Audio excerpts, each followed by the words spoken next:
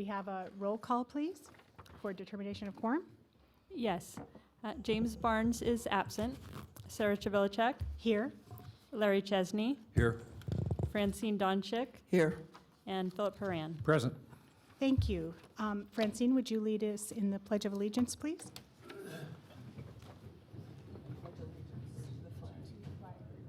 United States of America, and to the republic for which it stands, one nation, under God, indivisible, with liberty and justice for all. Thank you. If we can have the ethics law announcement, please. Commissioners are reminded that if with respect to any matter or any person coming before the commission today, you have received a gift or loan, you have a pecuniary interest or a commitment in a private capacity, such as a family, employment, business, or similar relationship, you must disclose that gift, loan, interest, or commitment at the time the matter is being considered. And you must abstain from deliberation or voting on the matter if it is clear that the gift, loan, interest, or commitment would materially affect the independence of judgment of a reasonable person. Commissioners are also reminded that under the Planning Commission rules, if you have had any contact outside this meeting with any persons interested in a matter coming before the commission today, you should disclose the nature of that contact at this meeting. Thank you. The appeals process, please. Thank you, Madam Chair. Most decisions rendered by the Planning Commission are appealable to the Board of County Commissioners. If you disagree with the decision of the Planning Commission and you want to appeal its action, you may do so in writing within 10 calendar days from the date that the decision being appealed is signed by the Planning Commission Chair and/or the Secretary of the Planning Commission, filed with the Secretary of the Planning Commission, and mailed to the original applicant in the proceeding being appealed, in accordance with Washoe County Code. Please call planning staff immediately at 328-6100 for information on the appeal procedure and the application fee. Thank you. We're now at item 5, general public comment. Do we have any general comments? We do not. Thank you. Possible action to approve the agenda. It has been requested that of the public hearing items, that we move item 8B to prior to 8A. Need a motion? Yes. I move that we move the 8B ahead of item 8A. And then I just, second. and we'll make a motion to approve the agenda as amended. Approve the agenda as amended. I'm sorry. Madam Chair, I think you can just do it as motion to approve with that change. Okay.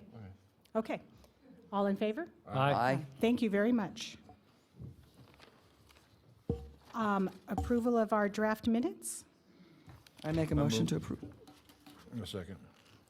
It's been moved by Commissioner Donchak and seconded by Commissioner Chesney. Any comments? Call for the motion. All in favor? Aye. Thank you. So we will move, we are going to move to item 8B.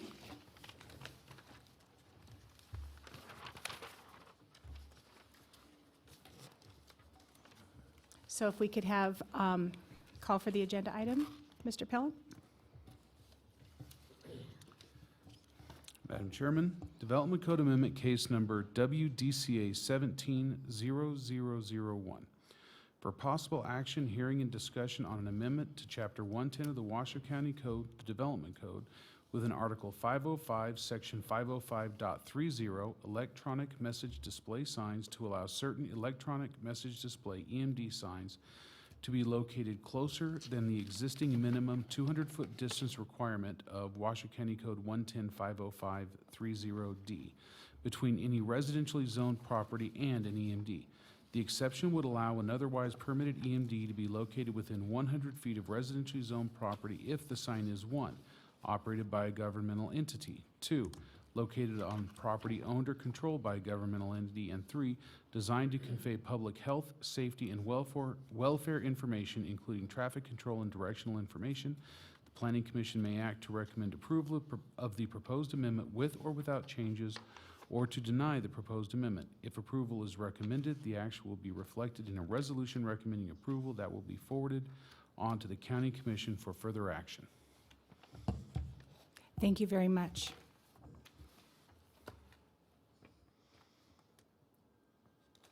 So do we have any disclosures by commissioners? No.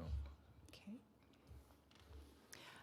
So if you would want to begin, we have someone's phone is ringing. Thank you, Madam Chair, members of the Thank you. commission. For the record, Trevor Lloyd with Planning and Development. I have a very brief presentation. I know that there's an item that you want to get to, so I will keep this very brief. The proposed request is to add some very specific language to section 110.505.30D in order to relax the standards for an electronic message display sign or a digital sign, specifically for a publicly owned property, if it can be demonstrated that the use of the sign will promote the general welfare of the public. This request came specifically from the Board of County Commissioners, resulting from a concern that was raised by the Sun Valley General Improvement District regarding the placement of a sign or an electronic message display sign at a location that would promote the interest of the Sun Valley community. Staff was asked to prepare the language. We're bringing that language forward to you tonight. As a requirement, we noticed a workshop that was to take place on April 7th. I guess it wasn't sexy enough. We didn't have anyone show up at that workshop. But we met that requirement, and we're bringing that forward to you tonight for your consideration. Again, there is no other changes to the criteria for a digital electronic message display sign other than the relaxing of that location, the buffering adjacent to the residential regulatory zone, specific to a publicly owned piece of property. The proposed code amendment meets all of the criteria, the required findings, all 4 findings established in our development code for a development code amendment. And with that, staff offers the following motion for your consideration. And I'm available to answer any questions that you have at this time. And just to reiterate, I have opened the public hearing. I've just got too many sheets of paper here in front of me. So, commissioners, do you have questions? Okay. Mr. Haran? Who makes the determination that it's in the public interest? That would be part of the special use permit, and it would have to be disclosed at that time, the nature and the use of that specific sign.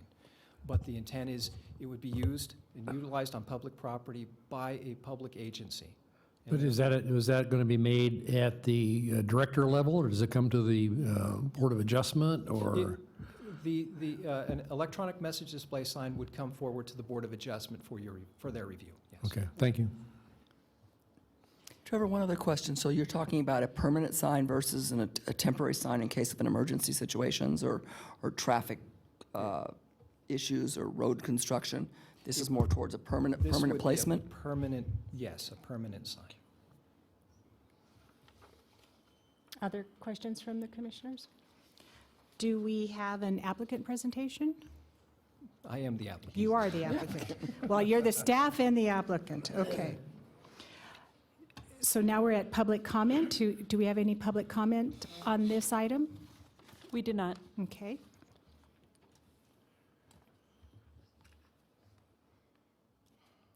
Any other questions before I close the public hearing? Okay, so we're closing the public hearing and bringing it back to the board.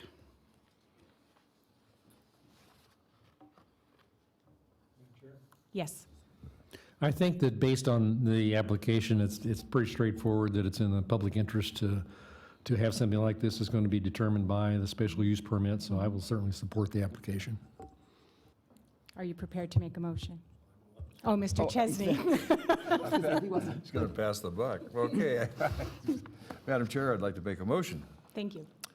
I move that after giving reasoned consideration to the information contained in the staff report and the information received during the public hearing, the Washoe County Planning Commission recommend approval of WDCA 17-0001 to amend the Washoe County Chapter 110 Development Code within Article 505 to allow certain electronic message displays, EMDs, signs to be located closer than the existing minimum 200-foot distance requirement, Washoe County Code 110-505.30D, between any residentially zoned property and an EMD. The exception would allow an otherwise permitted EMD to be relocated within 100 feet of a residential property if the sign is, one, operated by a governmental entity, two, located on property owned or controlled by a governmental entity, and three, designed to convey public health, safety, and welfare information, including traffic control and directional information. I further move to authorize the chair to sign the resolution contained in Attachment A on behalf of the Washoe County Planning Commission and direct the staff to present a report to the commission's recommendation to the Washoe County Board of County Commissioners within 60 days of today's date. This recommendation for approval is based on all of the following four findings in accordance with Washoe County Code Section 110.818.15E. Madam Chair, I second that. Has to be one of the longest motions. Jeez. That's why he had him do it. Any other comments? No, just based on the earlier comments, I would support Okay. the motion. All those in favor? Aye. Aye. Opposed? Motion carries unanimously. Thank you.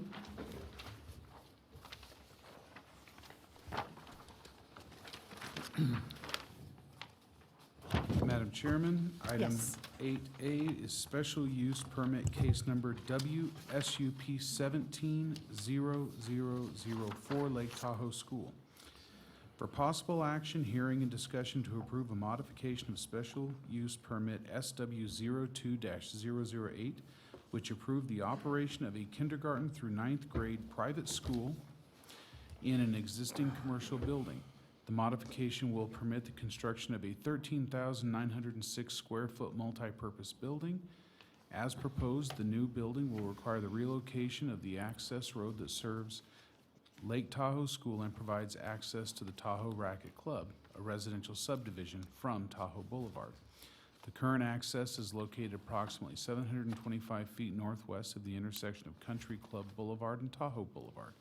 The access easement is proposed to be relocated approximately 200 feet further to the northwest. The new access will be approximately 125 feet northwest of the same intersection. Thank you. Do we have any disclosures? No. Commissioner Haran? I am a trustee for the Incline Village General Improvement District, and there are some conditions attached to this that by the district that regarding water and sewer and utility. I have nothing to do with that. It's an automatic review, and so I do not have a conflict. Mr. Edwards, do you have questions? Okay. Any other disclosures? Okay, I'm opening the public hearing, and I'll just let everyone know that we all know that you are here to present on this item. My expectation is that everybody will act with decorum and be respectful and be thoughtful. And we know that all these issues are passionate, and we're here to represent the commission districts that we do, but I do ask for people's patience and decorum. So I'll turn it over to our staff presentation.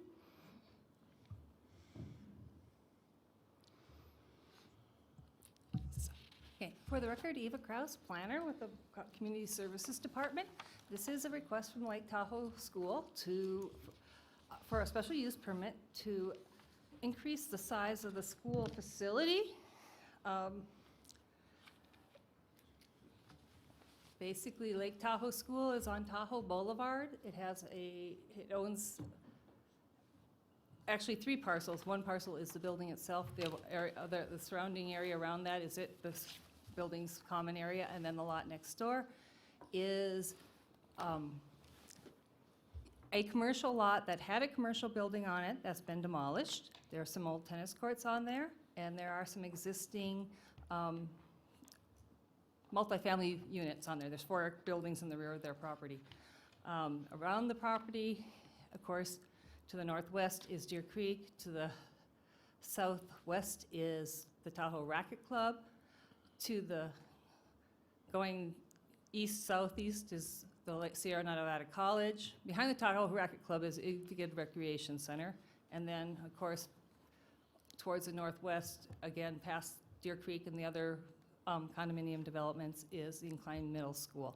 This entire area is in the Lake Tahoe, or the Incline Village Tourist Commercial Area. The school and all the residential uses in that area are zoned tourist commercial. And so next, okay. Anyhow, the school is proposing expansion of their buildings. They want to build a new multi-purpose building. This would provide for indoor recreational space and a performance stage for the school's use. They also want to control vehicle access in and around the school.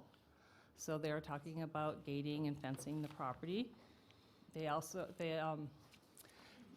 by doing that, by creating a separate driveway into the school, they want to reduce the students and vehicle interaction. There is no increase in enrollment proposed. Still capped at the 200 allowed by the special use permit for the school. Okay. As I said, they're proposing to build a 13,000, almost 14,000 square foot building. There's, according to the plans, 230 seats fixed. There's a basketball court based on the recommended size for a middle school. There's boys and girls locker rooms off of this area, and they also have a performance stage with amenities for using that stage facility. They are basically proposing to give their students the opportunity to have physical education and theater arts in their school. These were educational opportunities that used to be offered in most of our schools and no longer are. As I said, the proposed building would have a basketball court based on middle school requirements. Then the basketball court is actually shared as part of the auditorium for the stage for any kind of performance activities. And basically, you know, rather than building an auditorium and a basketball, a full-size gymnasium, they're combining the two to make the best use of a space that they can. Okay. Okay. Parking for the multipurpose building. Sent this to engineering because parking is based on the primary use, which is the school.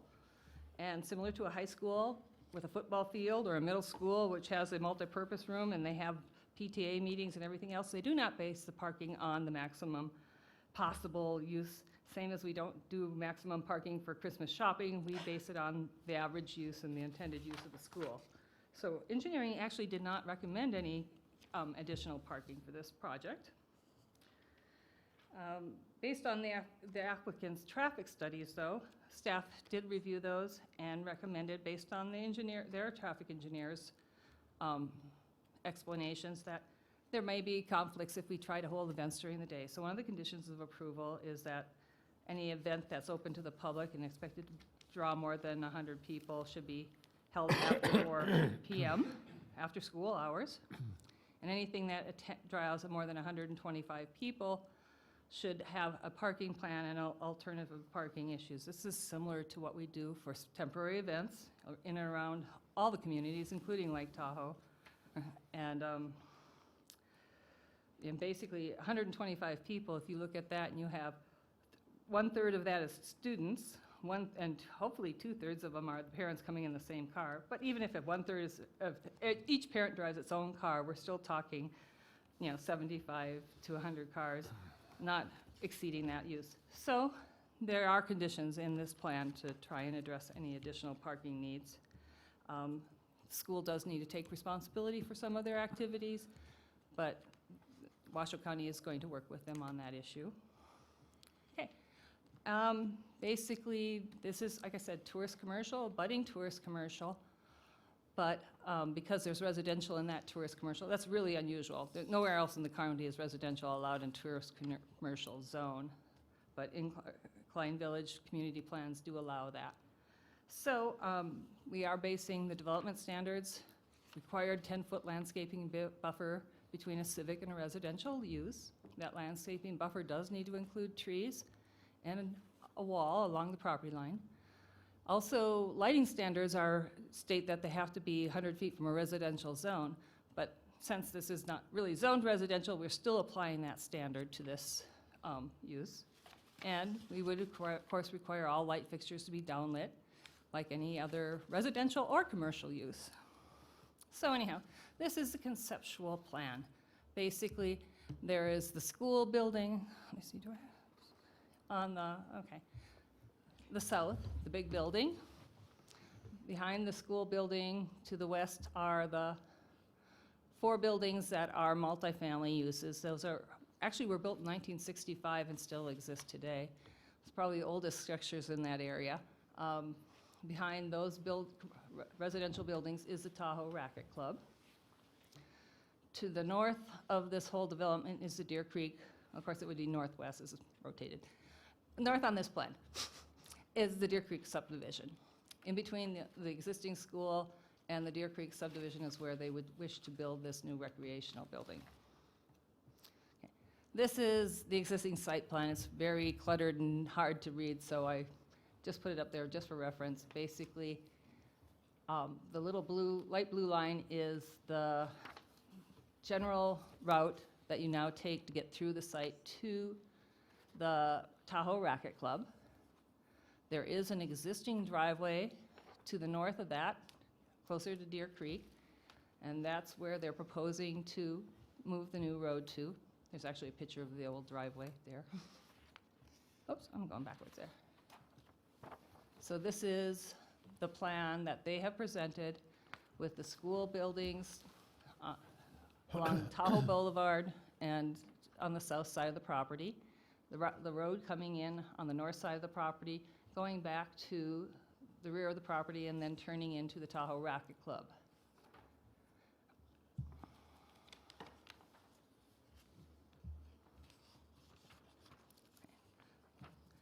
This is a little hard to see. It's pretty busy, but this is the best aerial photo I could find. The orange dotted lines show the route in and around the Tahoe Racket Club, and the red line is, dotted line is the proposed new alignment. I'm showing you this because several people brought up the fact that a fire truck couldn't make that turn at that, on that end of the parking lot, and I'm looking at it and saying, well, as soon as they get to the end of the Tahoe, or into the Tahoe Racket Club, they have to start making left and right turns to get into the other units too. I also spoke with Mark Reagan and Fire Marshal for Incline Village and Ms. Donahoe, who is the fire inspector. Neither of them stated that they had any problems with this route getting in. They will be, look and analyze it more closely during the building permit process. It still has to meet all the fire code and regulations and everything else like that. But that was not one of their conditions of approval, that that be changed or there was any problem with that at this time. I'm sorry. So basically, the pre-K school, the area plan was amended in 2002 to allow pre-K through middle school, or through middle school. It was found in conformance with the community plan. Basically, there is a lot of educational opportunities in this area, Sierra Nevada College, the Incline Middle School, other public facilities in the area, and that was considered a compatible use. The school while the school will have to make improvements to their property for sewer and water to satisfy IVGID, it is not placing any, or requiring any public investment into the infrastructure to do this use. The site is quite suitable for this use. It has enough area. They can provide the buffering and the landscaping. As part of this development, they will also be doing stream restoration along the creek through the site and doing all their BMPs. The redevelopment of the parking lots and the tennis courts, along with the access, will provide additional security for the student population, and it does provide landscaping buffers and mitigation requirements for when a civic use abuts a residential use. And of course, there are no military installations in this area. Therefore, staff is recommending approval. I'm here to answer any questions, and I know there's a lot of people who are wanting to speak. So, therefore. Questions for staff? Commissioner Haran. Within the changes in the structures and the relocation of the road, is there any issue of setbacks or variances that are required relative to that? They have not requested any of that. Judging by their site plan, they are going to have to move a little bit of the road over a little farther south because they have to get that full 10-foot buffer in. But it is in compliance with all setbacks and all those issues. Yes. Thank you. Commissioner Chesney? Commissioner Doncheck? Not at this point. Okay. Do we have an applicant presentation?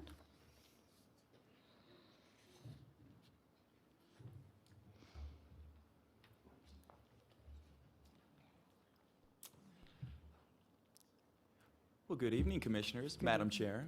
While we're waiting for the PowerPoint to come up, I just want to introduce myself. My name is Nick Exline. I'm a planner with Midkiff and Associates, a consulting firm in Tahoe, and I'm here on behalf of the Lake Tahoe School. Give you a brief presentation. Perfect. So again, my name is Nick Exline for the record. Thank you so much for listening to me this evening. Fundamentally, this presentation is really going to hit on 4 key elements, and I think this is really the crux of why this is a proposal. First, currently there's an existing road bisecting the school that creates conflicts between students and children, which creates an unsafe environment and allows the school to be open. We really want the school safety to be improved to enjoy the safety benefits that all of the Washoe County schools get to enjoy. Secondly, the addition of a multi-purpose room adds a great deal to school experience, and specifically in Incline Village with such the inclement winters and these various different things. Having a place where the kids can go inside to recreate is very important. And I think if you could recall back to your own lives, you probably had a lot of great moments at a multi-purpose room. Fundamentally, there's also environmental improvements, as Ms. Kraus referenced, in regard to an SEZ restoration, which is a stream channel restoration, in addition to the installation of new and updated BMPs. So the site plan you have, or the slide you have in front of you is just a compatible use slide. And you'll notice the Lake Tahoe School outlined. And what's interesting about this slide is that this entire area of Incline Village is primarily educational or recreational or hospitality. The outlier is actually the Tahoe Racquet Club and the Deer Creek subdivision just to the west. And so the utilization of the multi-purpose room will actually be in compliance with generally the surrounding uses. Here's a photo from 1969, and this is really just to provide some context as to the development of the site and how it's changed over site. You'll notice the recreational use traditionally used by the site, meeting hall, restaurants, those different uses. As we move forward in time to 1998, the hotel that used to exist on the site became into disrepair and was actually being utilized by homeless as a place to sleep throughout the year, but specifically in the winter. And so that was subsequently removed, demolished, and now you have the site that you see in front of you. You'll notice just to the north, the Deer Creek subdivision is being developed. That's abutting it to the west. It was developed in 1998, 1999. And what's interesting in this slide is that if you compare the Deer Creek subdivision, they built right along the property line, which was an existing parking lot, trash enclosures, these other types of use was in place. And I think something also very important to mention is that we are relocating the entrance, true, but there are 2 existing entrances on this site. We're simply removing one, which is a benefit to NDOT, and we're going to change the entrance point to the one further to the west. This is a representation of the site today in 2016. A few things I just want to call out is you'll see the red kind of dotted line. That's the access that Deer Creek, or excuse me, the Tahoe Racquet Club uses to access their 101 units to the rear. In white, you could see some of the traffic that children, parents use daily to get to and from vehicles, to get to outdoor play facilities, what have you. And so that creates the car-student conflict. In addition, you'll see the parking lot to the rear, which is currently being utilized by the Tahoe Racquet Club. The 2 areas you'll see TRC parking. Right there is the TRC trash containers and other kind of uses to the site. You can see photos on the left. That parking area is actually supposed to be maintained by the Tahoe Racquet Club. It's fallen into disrepair. The BMPs have not been maintained. These other elements create a liability for the school. We want to remove that liability. You can see in the photos after our heavy winter the stagnant water. This is very problematic, not just from a Washoe County, but from a TRPA perspective. We don't want standing water, these type of pollutants entering the watershed, specifically located abutting a stream channel. And with that, I would like to actually briefly turn it over to the head of schools, Ruth Glass. Ms. Glass is here to specifically speak to the safety elements associated with the proposal. Thank you.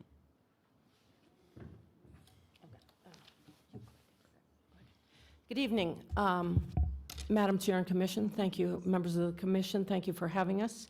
I know your jobs are not easy, and we appreciate your thoughtful consideration.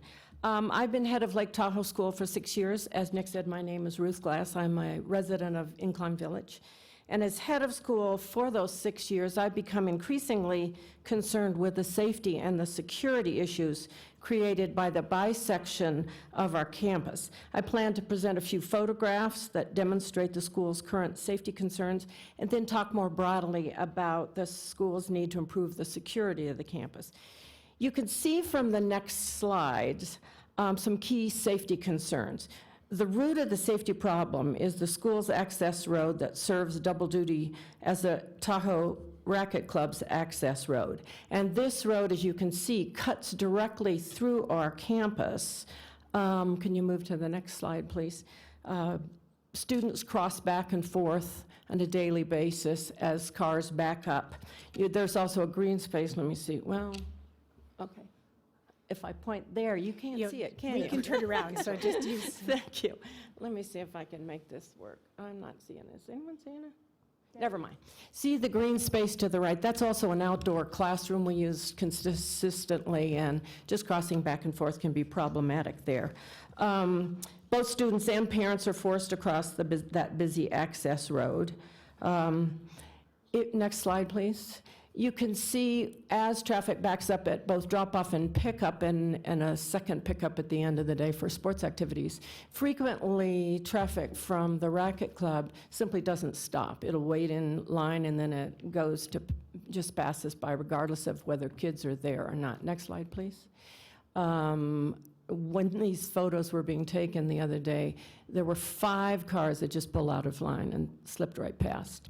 I stand and greet students every morning, and my office overlooks the driveway. For the duration of the time that I've been at Lake Tahoe School, I have frequently identified and communicated my concerns about the blatant disregard for safety that is exhibited by many drivers coming from the Racket Club. There's a stop sign, again, I can't show you exactly, but at the crosswalk there, just on the other side to the left, is a stop sign.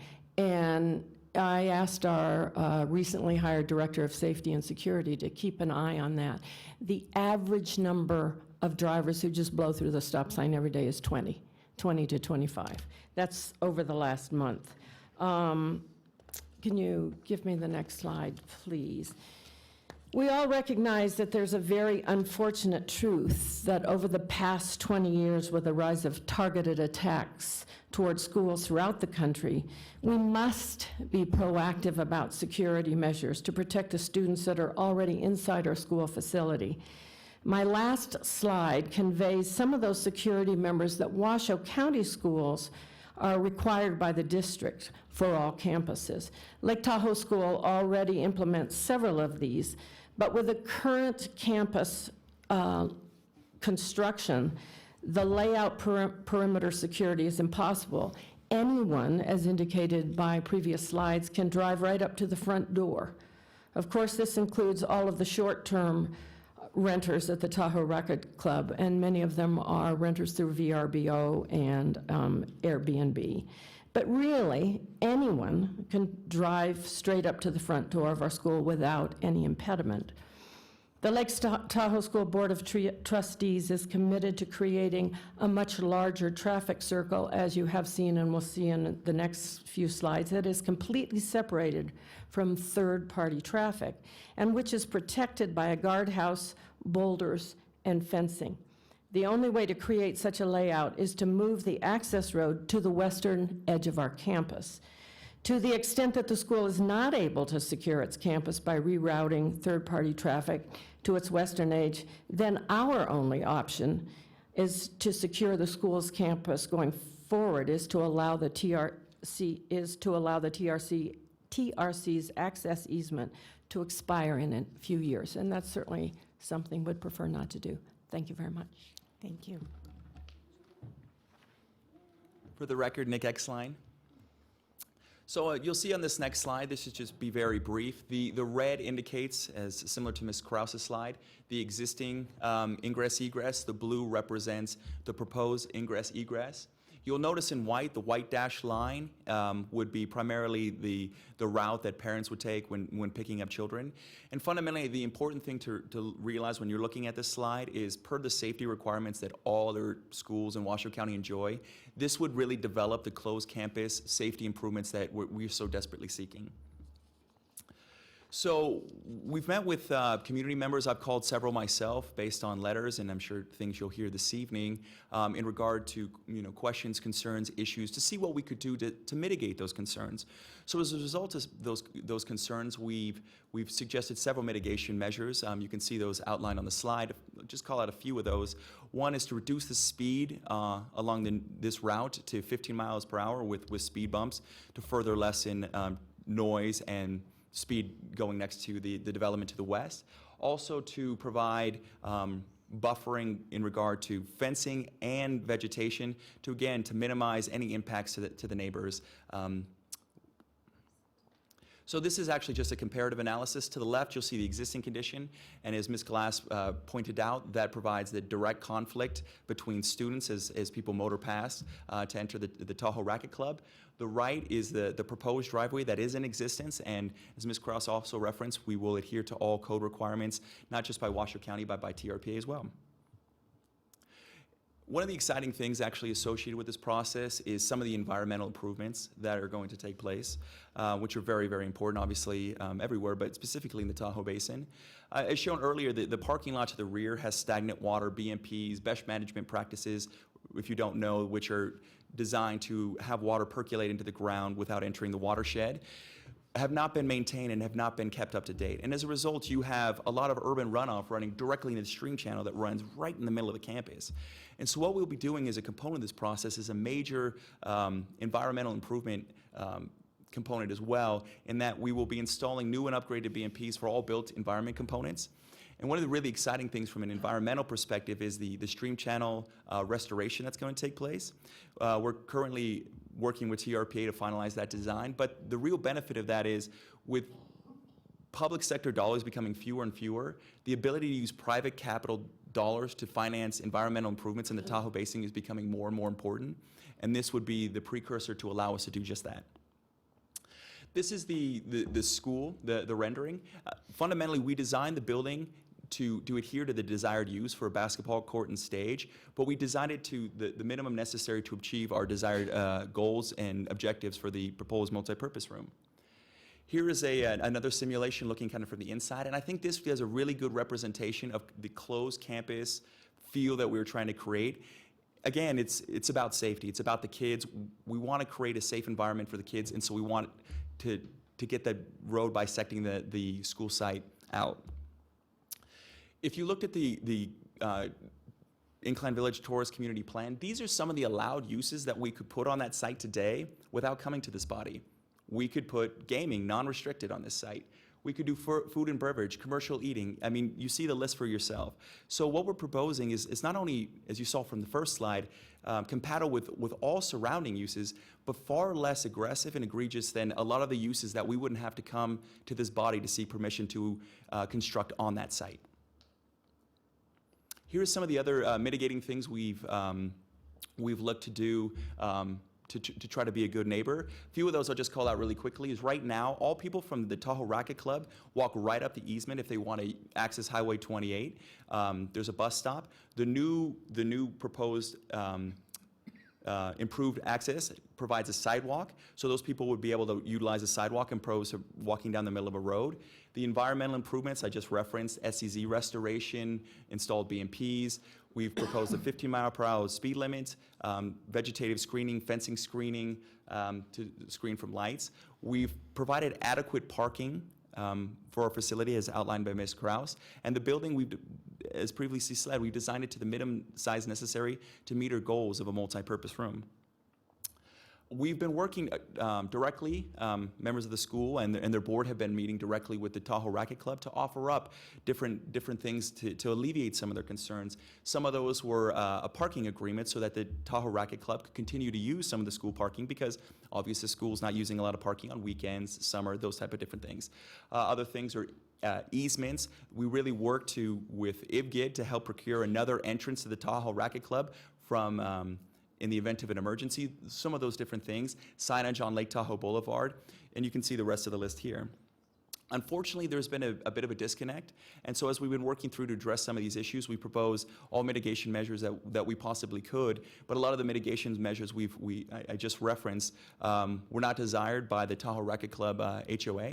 Those include things, statements that they didn't want to be in the parking business anymore and those type of different elements.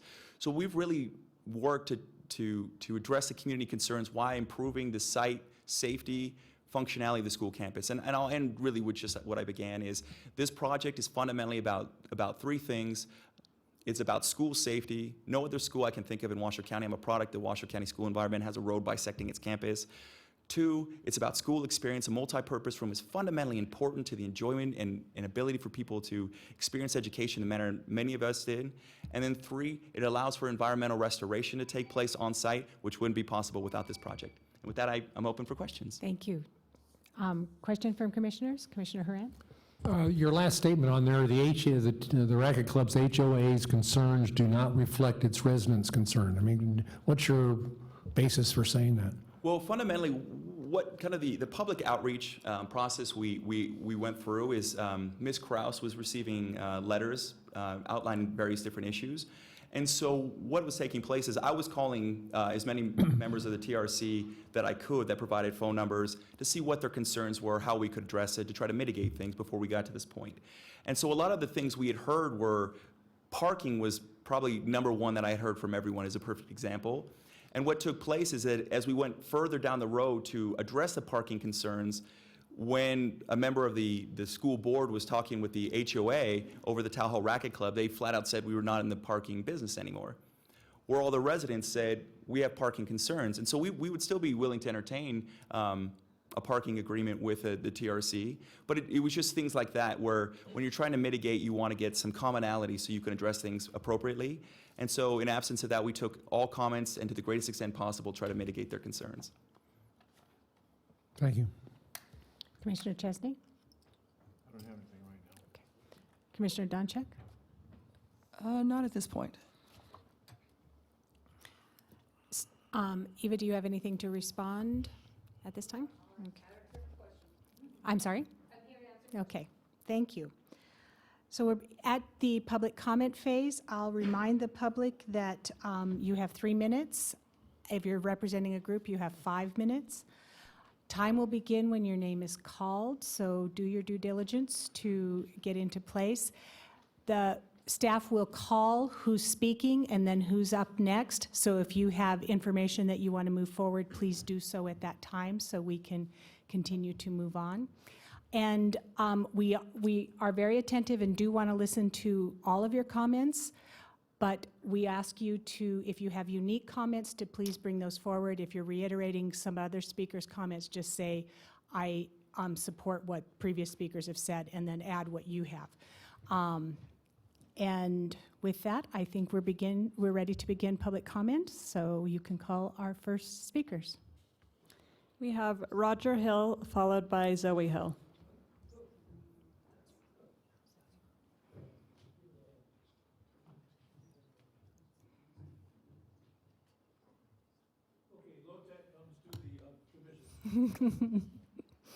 We're low-tech kind of people, too. I actually think my aerial photo is better than Ms. Krause's. This is from Google Maps. And I won't repeat a lot of the things that she said, but I'll just stop there. But could you tip it this way a little bit? I'm losing precious time here.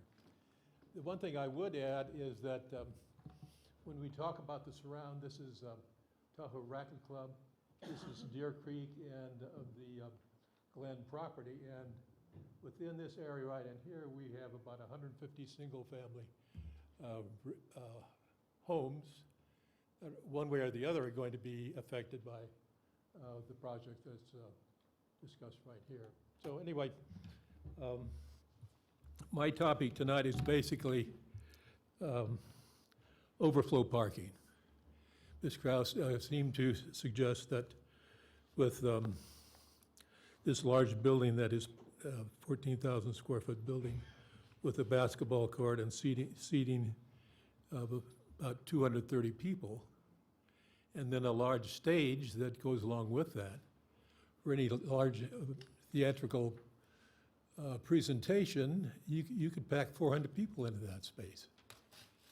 Now, I'm sure people would say, no, we will never do anything like that, but there's a chance that from time to time you're going to have large events that will not be accommodated on site with parking because you have only 65 parking places once the construction is ended. So let's assume that we have overflow parking. When the sign goes up and says parking lot full, you're going to have a diversion up on Highway 28 to let people know where you can go. Traffic will slow in the right-hand lane. It'll creep along. Somebody will be up there and talking to people about what your options are. I'm sure some of the passengers will get out of the car and say, go find a place, we're going to go to the party. U-turns on this Highway 28. It's a heavily traveled two-lane road, two-way highway, actually. And I can see all sorts of unsafe situations up there with pedestrians walking across that road.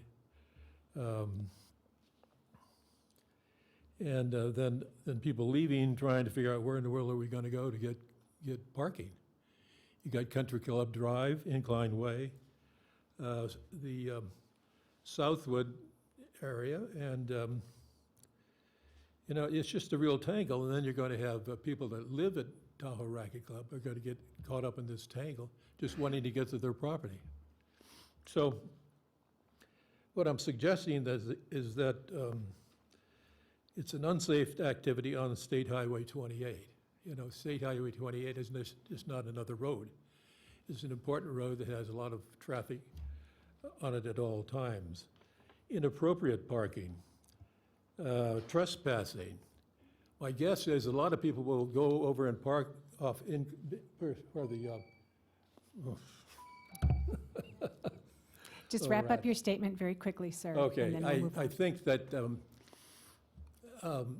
the de facto overload parking space will be the recreation center parking lot. This is right behind the Tahoe Racket Club. People will come in and park and then trespass through the Racket Club to the event. I don't think that's really anything that the Racket Club is going to appreciate. Okay, thank you. All right, thank you. And Next, we have Zoe Hill, followed by William Baker.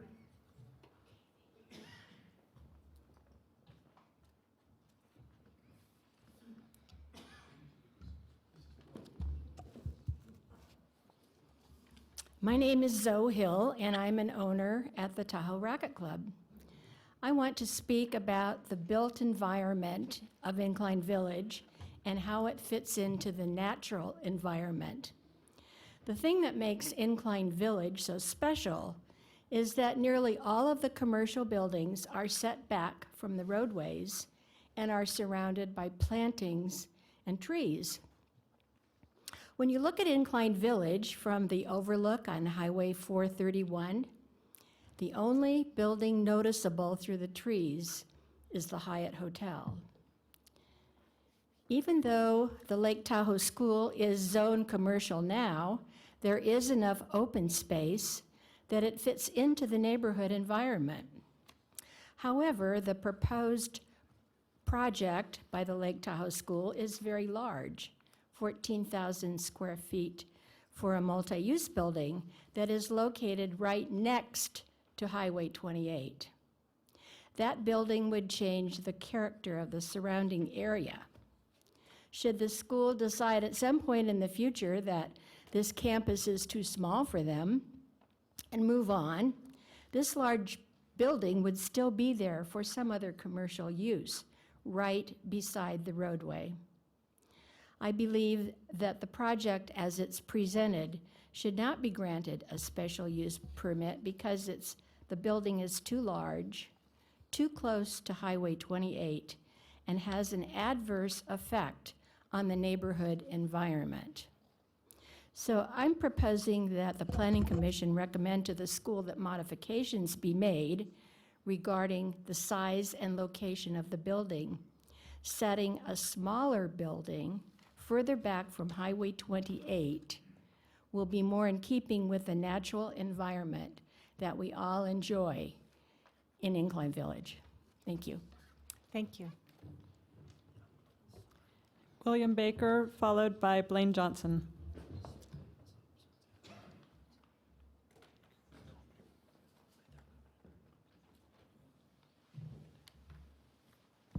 Good evening, Commissioners. My name is Bill Baker. I'm a local Reno attorney. I'm here on behalf of both the Deer Creek Association and the Tahoe Racquet Club.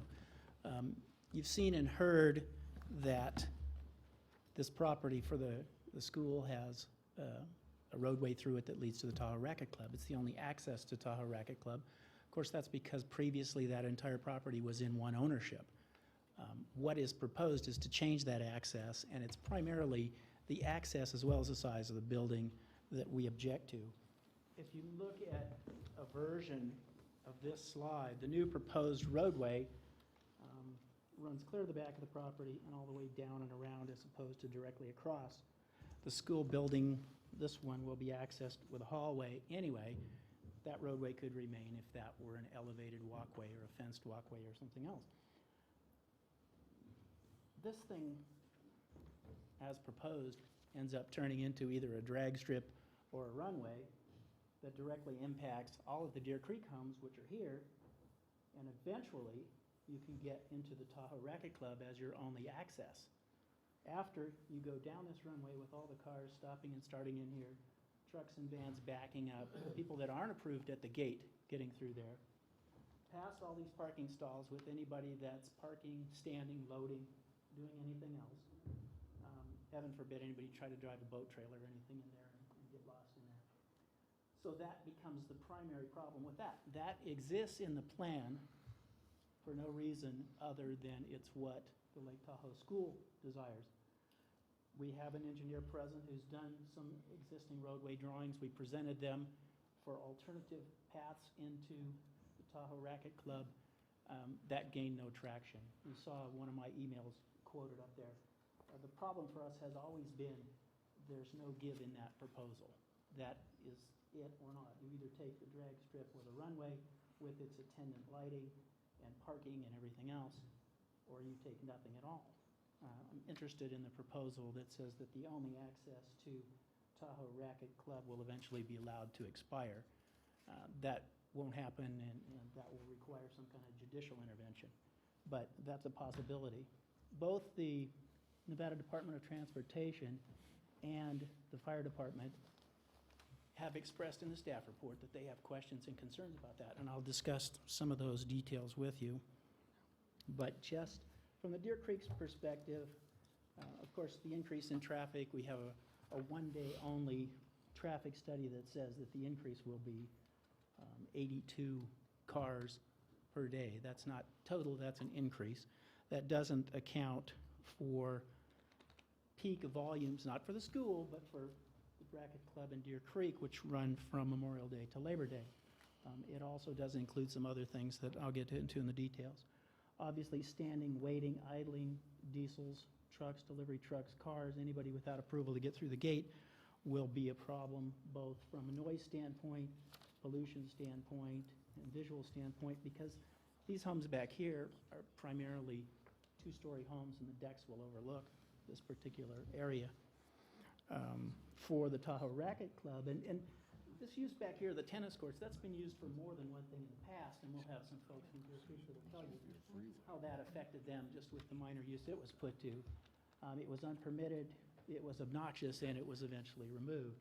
But they already have some experience with the use of this back here, not by Tahoe Racquet Club, but by the school. For the Tahoe Racquet Club, of course, the access changes. it becomes much longer, much wider, and much more difficult to access every day, in and out, for work, back home for lunch, back home after work. That's a particular problem for our membership. We've suggested some alternatives. The engineers will explain those to you, but they haven't gained any traction whatsoever. In the endless search for the one school environment and the secure environment, none of those are considered. One thing that was of interest to me is that what you have before you is something that discusses in conjunction with the 2002 special use permit. And obviously, there's no right to this project, or we wouldn't be asking for a special use permit by the applicant. But the 2002 report says, acquiring the adjoining properties by the Lake Tahoe School does not make them part of the school. The requested special use permit, it's the underlying one in 2008, applies only to 955 Tahoe Boulevard. While the school may choose to house staff or lease professional space, these two properties are not part of the school and shall not be used as such. But that's what we're attempting to do now, and that's a great expansion of the use that was contemplated when all this happened. And that's occurred both in 2002. Need you to finish up, sir. I am. 2002, 2006, and 2013. In every instance, that has expanded. And in the most recent instance, in 2013, the approval was granted based on the lack of any kind of expansion of the school or intensity. Thank you, sir. Thank you. Next, we have Blaine Johnson, followed by Heidi Lynn Taylor. Hello. Thank you for listening. As I said, it's Blaine Johnson. I own Racket Club number 34. Contrary to the statement given just a little while ago that we are the outliers of the new progress within the area, I purchased my Racket Club many years ago when there was a commercial development where Lake Tahoe School is now. Deer Creek didn't exist at all. The rec center was not there, and Sierra College was not there. We were the originals, and we appreciate how much you have all joined the party, but still don't feel that we are the outliers. And I also appreciate the fact that Lake Tahoe School has cleaned up our homeless community, but it was only after Lake Tahoe School was built that a few years ago the problem began. We agree that continued use of the access road the way it is, with children crossing from the parking lot to the school, is a safety hazard. That should have been recognized by the developers and zoning authorities when the school was first allowed to be built there, but perhaps overlooked. In any event, that was a decision was made and should not now be used to detrimentally affect homeowners whose homes were there 35 years prior to the school. Lake Tahoe School is now proposing an expansion for a use that was never anticipated, is incompatible with the surrounding areas, and will likely aggravate the safety issues to all concerned. We hope the Planning Commission process can bring some balance to the plan, as we believe there are reasonable alternatives that accommodates the needs of everyone. The current proposal does not describe future expansion plans, but there will certainly be no room for growth in parking and access to the school that would be safe or efficient. There's nothing in the proposal indicating what the use of this property will be, and I referenced the cottages. There's been much discussion, at least locally, that these cottages are going to be taken down, but there's no discussion in the plan as to what might be going in there. Instead of incremental additions, the developers should come up with a 20-year plan that provides a campus that can be safely enjoyed by the students. Included in the 20-year plan should be responsibility for the alternative use of the property, as mentioned earlier, in the event that the primary contributors reduce their support for the school and the buildings are abandoned. There are already numerous properties in Incline Village and around the basin in badly need of restoration and demolition. Approval of new buildings should include repurposing plans and funds for removal. It is our understanding that the chief contributor for the current multiple-use center expansion is Mr. Duffield. Mr. Duffield has students that are there, and we wonder what the long-term plan is once his students have graduated. Will he pull his support, and what happens to the community at that point? Thank you very much. Heidi Lynn Taylor, followed by Tim Kerrigan. You have copies of my comments, followed by photographs on the third page. So my name is Heidi Lynn Taylor. My husband and I live at Tahoe Racket Club, and my husband is also the middle school science teacher at Lake Tahoe School. Given our connections to both entities, we would like to offer some suggestions about how the LTS site could be renovated so that the changes would not only benefit LTS, but might also improve the area for its neighbors. 2 members of the LTS Board of Trustees held meetings about the plans with the LTS teachers in January, and they made it clear at that point that the site plan was set in stone. Everything, including the entrance, exit, parking, and footprint of the gymnasium had already been finalized.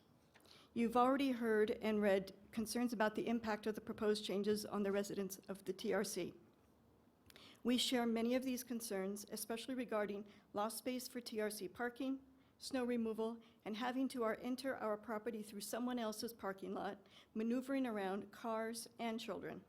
We are also concerned about the construction noise and believe that 7 in the morning to 7 in the evening is unreasonable, especially during the summer in our town. But I would also like to take this opportunity to call into question the assertions made by LTS representatives that the site changes would be primarily made for safety's sake. If LTS is so concerned about safety, why have they not repainted the crosswalk that the parents and children use to move between the parking lot and the school building? Why is there only a stop sign at the crosswalk for cars coming from TRC and not for those going to TRC? Why is there no posted speed limit on their property? Why do they not have a crosswalk attendant with a neon vest and a handheld stop sign to make sure that students are safe when traveling to the parking lot?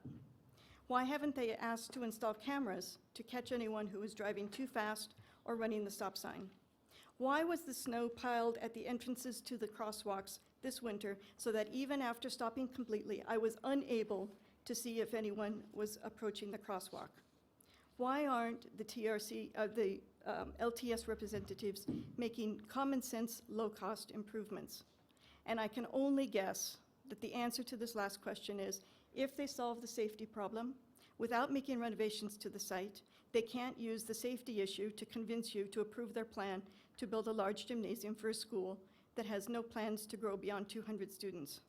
What if a child is hit tomorrow and LTS is shown not to have addressed these concerns? A gymnasium might be great for a few of our community's children, but we really think that LTS should go back to the drawing board and develop a plan that clearly does not hurt so many of its neighbors who outnumber the students at LTS. My husband has a simple definition of leadership he uses when working with his middle school students. Be your best selves and positively influence others. We would like to see LTS representatives be their best selves and set good examples for their students and their children by working with their neighbors to come up with a better plan. Thank you very much. Thank you. Tim Kerrigan, followed by Tim Hang. Chair, Tim Kerrigan is requesting to speak on behalf of the Deer Creek HOA Board of Directors. Yes, unfortunately, I am the only member of the Deer Creek Board here today. Just one moment, sir. I'm sorry. The request card, I believe, was requesting 5 minutes under the group rule. Madam Chair, I'm going to advise you right now, in the form of a legal opinion from the dais here, that the agenda provides that there are 5-minute limitations for a speaker representing a group. It was my understanding that Mr. Baker spoke on behalf of this group already. Mr. Baker spoke on behalf of 2 groups. And Mr. Baker spoke on behalf of the Deer Creek Homeowners Association. And the Deer Creek If Homeowners that's not Association correct. has some separate issues from the TRC. All right, but he's a representative, Madam Chair, of the Deer Creek Homeowners Association. You therefore have the discretion to allow the 5 minutes or to limit it to 3 minutes. It's your judgment call to make, but you do have the authority to go either way on this.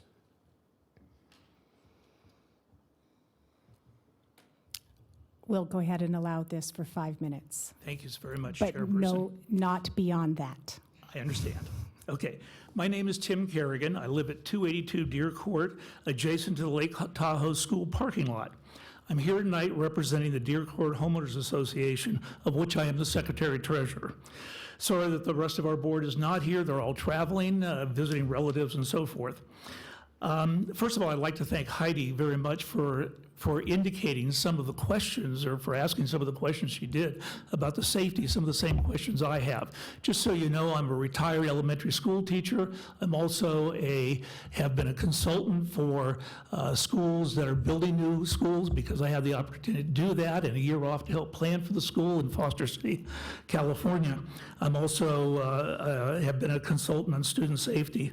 First of all, let me just say that I think the last visual that Mr. Eckline gave was not in the decorum of the evening. I could characterize many of the actions of the Lake Tahoe School Board as intimidation. I'm not going to go any farther with that. I just think the characterization of selected quotes is really out of place here.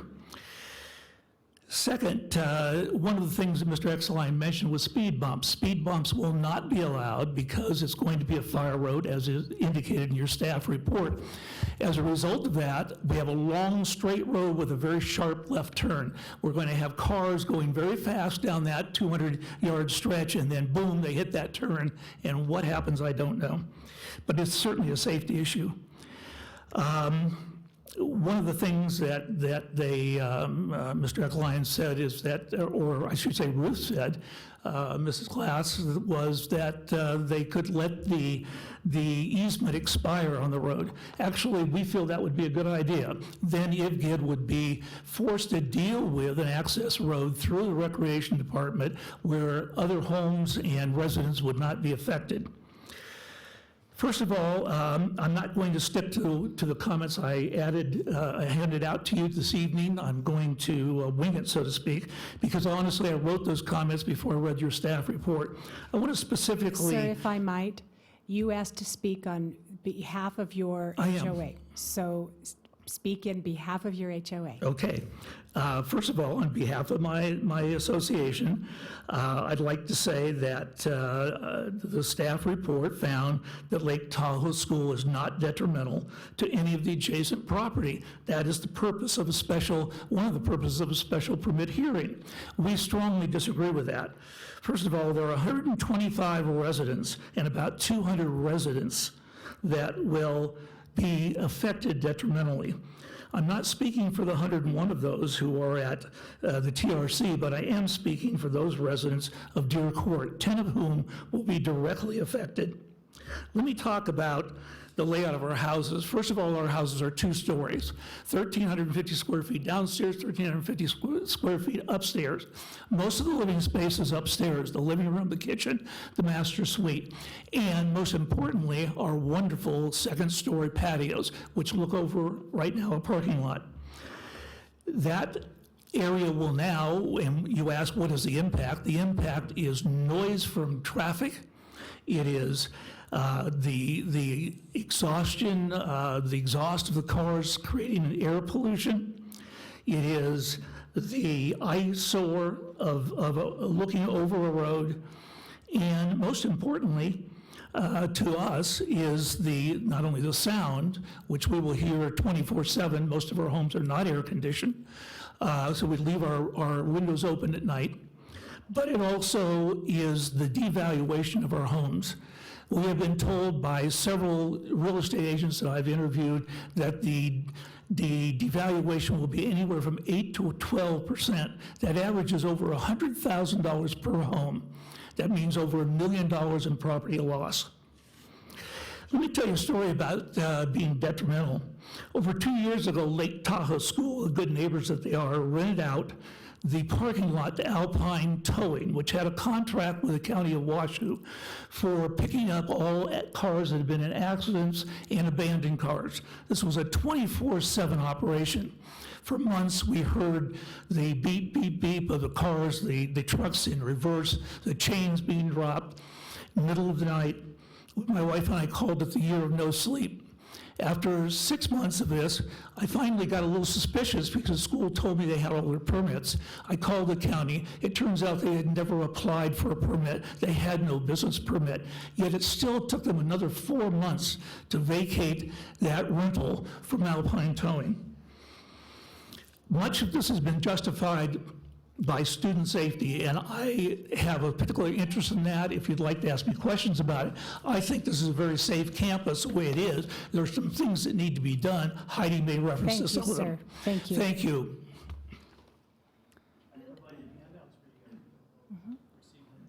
Tim Hang, followed by Michael Thiel.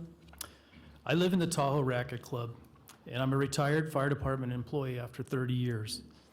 I would like to make a few observations regarding the school's proposal from a public safety standpoint. I would like to direct you to the letter regarding the Lake Tahoe proposal from the fire district. Let me start with item number 2, since it deals directly with the school. Item number 2 refers to secondary access for emergency vehicles, which the school currently has, but this proposal eliminates it. Under this proposal, there is only one way in and one way out. Imagine an emergency at the school, a fire, a natural gas explosion, or even an active shooter, God forbid. People will be running out to their cars in a panic and trying to get out. You'll have parents coming to the school trying to grab their kids. And in the middle of all this cluster, there's going to be the emergency vehicles trying to enter the property at the one and only entrance that they will have. That is why, that is why the fire district is requiring them to have 2 means of egress and access into their property. Under this current proposal, there is only the one. The only way to do that, to provide that secondary emergency access with this proposal, would be through the Tahoe Racket Club. But at this point, no one has contacted us about securing a right-of-way for a secondary rite of passage through our property, but we would be open to a discussion regarding that. So I believe for that reason alone, that there's only one single entrance and exit out of that property, that this should be rejected until a solution is found for secondary access. Also, I would turn you to item number 1. The current access road runs past the apartment complex, providing access there, and then it enters the TRC condo complex. The school's proposal moves the current access road away from the apartment complex, thus cutting off access to them for both fire trucks and patrol cars. I believe the school's hope is that they can still be reached by the loop driveway they proposed, but that's almost impossible. Between the apartments and the loop road, there's a water retention pond, there's a year-round stream, and there's an elevation change. The bungalows are downhill from the loop road.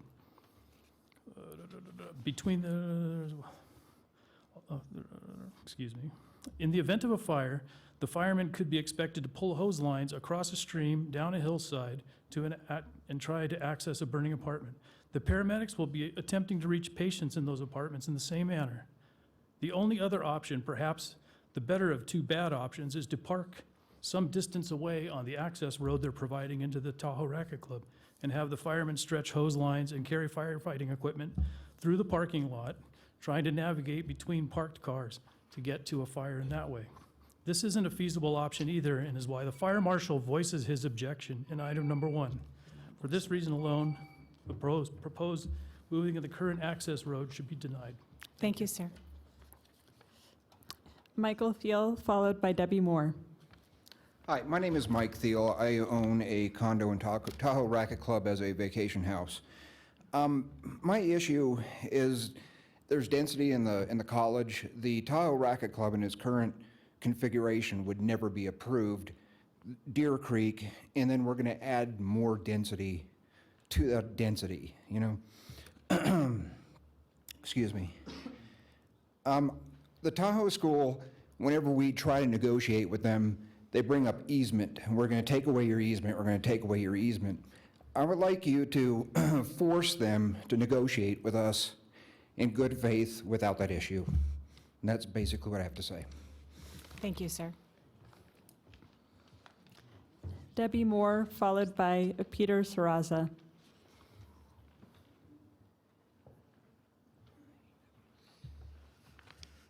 Hi. Hello. I'm Debbie Moore. I've been an owner and full-time resident at Tahoe Racket Club for 21 years. I've also been a member of the board of directors for Tahoe Racket Club most of that time. When Lake Tahoe School wanted to move to our neighborhood, we met with them, and we had no objections to them being there because we thought actually their usage would be an improvement over what was there before. As you've heard about what happened over the 40 years, or 20 years actually to that point, things kind of were going downhill. And we had to drive through that property and see what was going on, and we weren't very happy with that either. But we were there in 1971. We were started to be built, and we are overbuilt today for the density requirements, and our parking now is very limited and challenging. It's kind of difficult for us to understand at this point how Washoe County ever approved our development with such limited parking. You know, it's a question we're really asking now, because for years we've rented extra parking from the school and before the owners before them. In any case, we're concerned about the increased density that this new project will bring to the area. And one of our big problems was in the application that you received. The answer to number 7 in the application is that there were no negative impacts anticipated to the adjacent properties. That was pretty shocking when I read that, and it's certainly not true, as you've heard. What preparation did the consultants with Midkiff and Associates do if they didn't recognize these negative impacts? Why did they not meet with us, the neighbors, while they were preparing their plans, and see if there were any alternative options that might provide better alternatives for the school and the neighbors?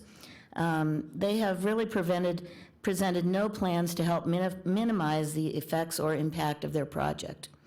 The new roadway, as it now plans, goes through a parking lot and does not align with our existing entrance or our roadways.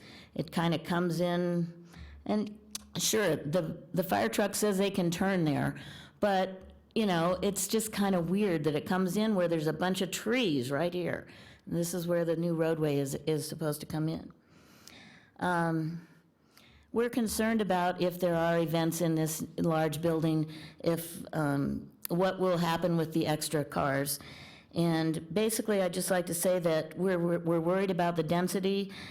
We would like to meet and find some other alternatives. And the homeowners at TRC are requesting that you require further study and possible modifications of the submitted plans with consideration for the affected neighbors. Thank you. Thank you. Peter Saraza, followed by Amelia Thompson. I am an owner of number 57 Tahoe Racket Club, and as a former county commissioner, I was shocked to hear that people tried to contact us, because my phone number's in bold type in my opposition to this. No one tried to contact me, no one talked to me, no one from Tahoe School tried to get hold of me. And I've owned my unit for almost 40 years. There was no school there when I bought. There was no other uses that were not residential, except for a small restaurant, maybe a bar. And over time, this has developed. And I don't know about you per se, because you probably weren't there, but other planning commissions and county commissions have enabled this encroachment to take place and surrounded Tahoe Racket Club and the other properties with non-conforming uses, although they are within, I guess, the correct zoning, but I don't know how that zoning ever occurred. The prior owner of this property reserved an easement. I don't know how they can relocate the easement without permission of Tahoe Racket Club. And it's proposed now, the threat is that they're gonna landlock us if we don't go along with it, which is against the law. So I don't know how they eliminate our easement and go ahead and relocate it without permission of the existing users of that easement, the beneficial users of that easement. They haven't told us how that's going to happen legally. They're telling you that you should go ahead and approve it, but I can assure you there will be litigation over that easement if they try and relocate it. There's at least a prescriptive easement at this point, let alone the legal easement. It's been there for as long as I know, and as long as most of the people here in the audience have been using their units. And for those reasons, and also the other thing that hasn't been really discussed is the elimination of the parking for Tahoe Racket Club. And I think the county commission, as well as the planning commission, has some responsibility to the owners there to preserve parking that was there historically. The racket club, the tennis rackets were part of the racket club when I first went there, and somehow they got sold off with county commission approval without even talking to the owners. So this has been a history of abuse of the owners of Tahoe Racket Club.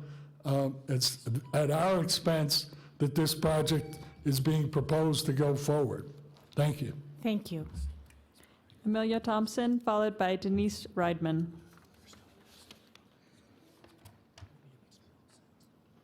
Hi, my name is Amelia Thompson, and I'm an owner of number 5 at the Racket Club. I own my condo for 26 years, happy to say. I'm not going to be repetitive. I am just simply want to say that I support every owner, and what they've said so far, whatever I would be saying would be repetitive.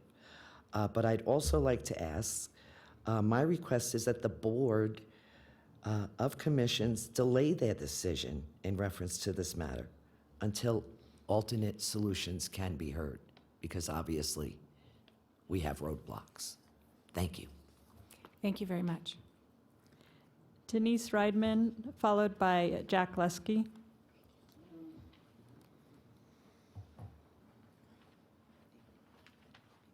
Good evening, I'm Denise Riedman, and I own Unit 28 at the Tahoe Racket Club. I also don't want to be repetitive, and I want to support all the statements made by the homeowners as well as Mr. Baker here tonight. My issue is really around the safety that's been described here, that this development will increase safety for children, when in fact it's a very condensed area already, and they're going to bring another 230 people into this area, which compromises safety. So thank you. Thank you. Jack Lesky, followed by Sally Lesky.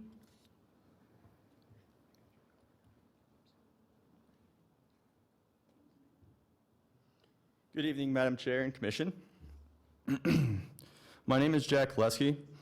I'm a relatively new addition to the Reno, Tahoe area. My family moved to Reno in July when I was recruited by IGT. We fell in love with Tahoe and purchased our first home in the Tahoe Racket Club in October. My mother now works at the Rayleighs on Tahoe Boulevard, and my wife worked as a supervisor at North Star and is now the office manager at RE/MAX down the road, and substitute teaches at Lake Tahoe School quite frequently. From what I understand, it is a completely reasonable desire for LTS to implement a gym for recreational use, as their current facility are fairly lackluster in terms of a rec room. And while there is a little doubt that the multi-purpose building would be impressive, I do have my reservations. Unfortunately, there seems to have been quite a bit of secrecy surrounding the designs and final proposal that were more forced on the neighborhood communities that seem to have been flagged as enemies, rather than adhering to the Washoe County mission of working together to provide and sustain a safe, secure, and healthy community, entrants in this case as allies.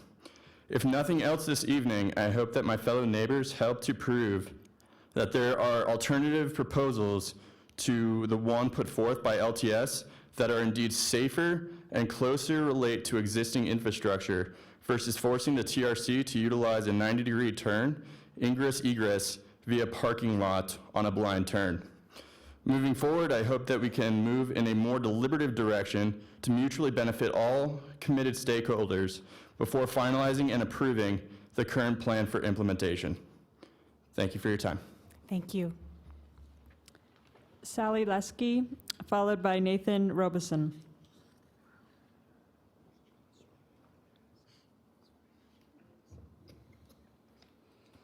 Hi, my name is Sally Leske. I'm a co-owner with my son who just spoke and my daughter-in-law, Unit 91. We are possibly some of the newer residents at Tahoe Racket Club. And I would just like to give you feedback as far as the good neighbor. We've lived at the Racket Club since October, and in the last couple of months, it feels as though we're under assault. I feel like we're being attacked. The Tahoe Racket Club is something that isn't wanted. I realize that it's an area, Incline Village, full of million-dollar properties. Not everyone can afford million-dollar properties. When we first moved, he's a Star Wars child. And it's been a magical place to live, and we don't want to go. And we also don't want to be bullied by a school who probably has anti-bullying policies. And it feels like that. As a new owner, it feels exactly like that. I would like to give my support also to the security measures that have been mentioned. In the 1 year, school year that we've been there, I have never seen a security guard. I'm the one who works at Rayleigh's, by the way.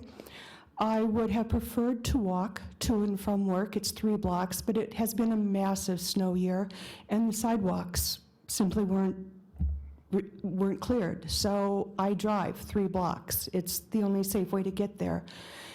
In my coming and going, I've never seen a security guard. I've never seen anyone in an orange vest. There are no flashing lights. It's a 35-mile-an-hour road. Tahoe Boulevard is. And like any other 35-mile-an-hour road, you just hope and pray when you're getting ready to pull out that you're not in conflict with somebody going 45 on it.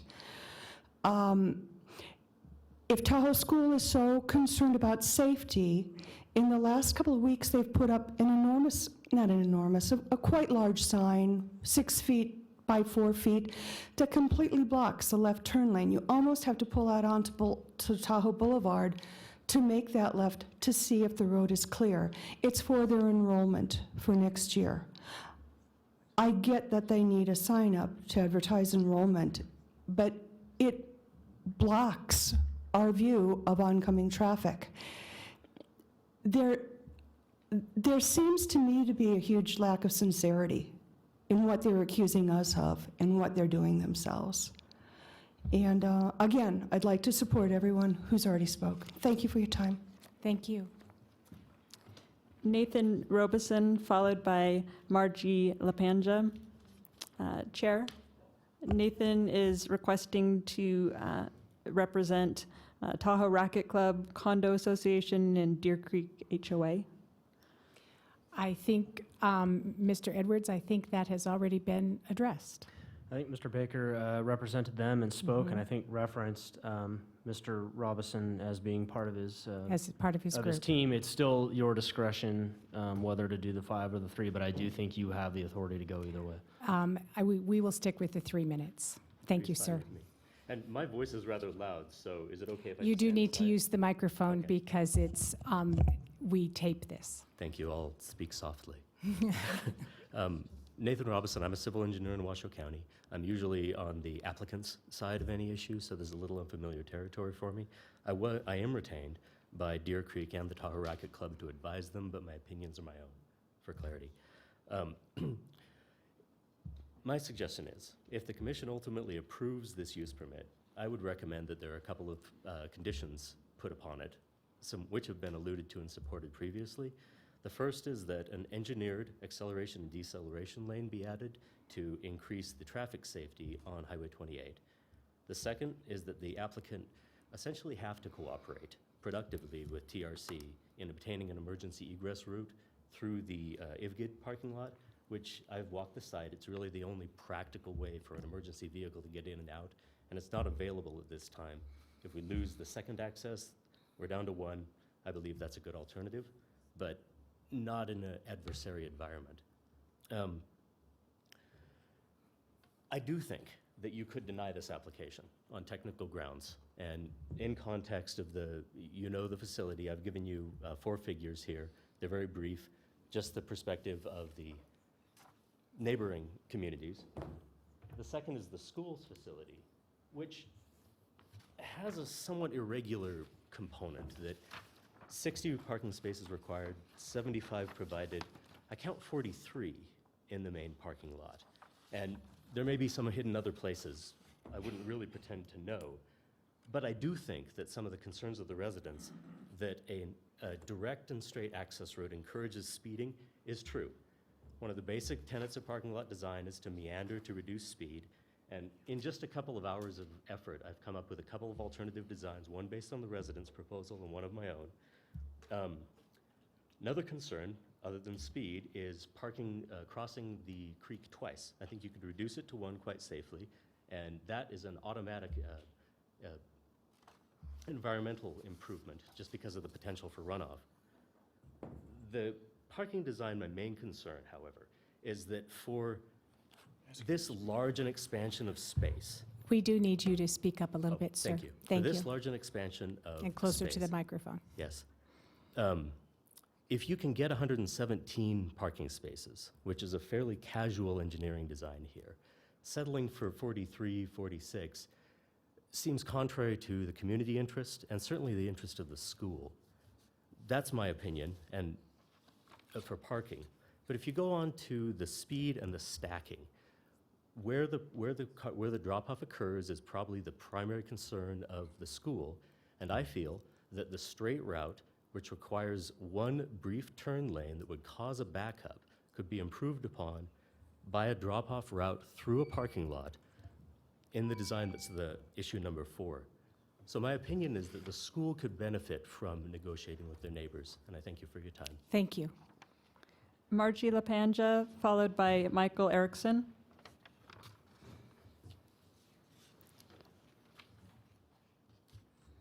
Hello, Board. Good evening, Madam Commissioner, Madam Chair. These are prescription. I forgot my other glasses. That's okay. So You're tell fine. me when I'm out of time. It'll beep at you. Okay, I think I can see. My name is Margie LaPanja. I've been a 23-year resident at Tahoe Racquet Club and a 33-year resident at Lake Tahoe. I really wanted to come here tonight to give a human, personal face to this discussion. My husband and I raised our daughter, Lila LaPanja. She is a member of the U.S. ski team, possible Olympian, on track to be an Olympian. And she was born in Truckee, because you can't be born in Incline, but raised at Tahoe Racquet Club. And that has been her home her entire life. She's gone to school with many of the children at Lake Tahoe School. I've taught some of the children at Lake Tahoe School, and we raised her to be a good member of the community, to uphold, operate with uncompromising integrity, to play fair on the playground, and all of the above that comes with raising a child. I do request that the board consider further study. I do believe that there are good intentions on the part of Lake Tahoe School. There's also very good intentions on the part of Tahoe Racquet Club. I'm a member of the board of directors. I'm acting president at the time. And we've always been open to discussing options to be a good neighbor. We're excellent neighbors with IVGID, our neighbors to the south. I'm an alumni of Sierra Nevada College, as is my husband. So we're excellent, neighbors to our other neighbors, and we're coming to know Deer Creek. But I do want to point out section 110.81030 that says you'll have a hearing to find that all of the following are true. And when you get to number B, it says the proposed improvements are properly related to existing proposed roadways. There is this precarious 90-degree turn, and I'm going to share this as a mother and somebody who drives in and out of Tahoe Racquet Club many times a day. Lila was hit by a car going through the parking lot at a 90-degree turn, exactly how, almost identical to the one they're proposing, because they have 11 spots where cars will be backing out. So I find it odd that they would put their children at risk, having people park and get out of the car. Lila was very excited. She got out of the car, she ran across the parking lot, and somebody coming around at a 90-degree turn hit her when she was about 8 years old. Fortunately, there were no injuries. But the design that they have shown us, because now we have a straightaway, and it's an easement, it's not access, it's an easement, it's a legal easement. Now they want us to come in and make this blind 90-degree turn into our association. I'm asking that they modify that so it's more of a straight, there are no turns, maybe a modified S-turn. We met with the fire department, they actually liked that idea.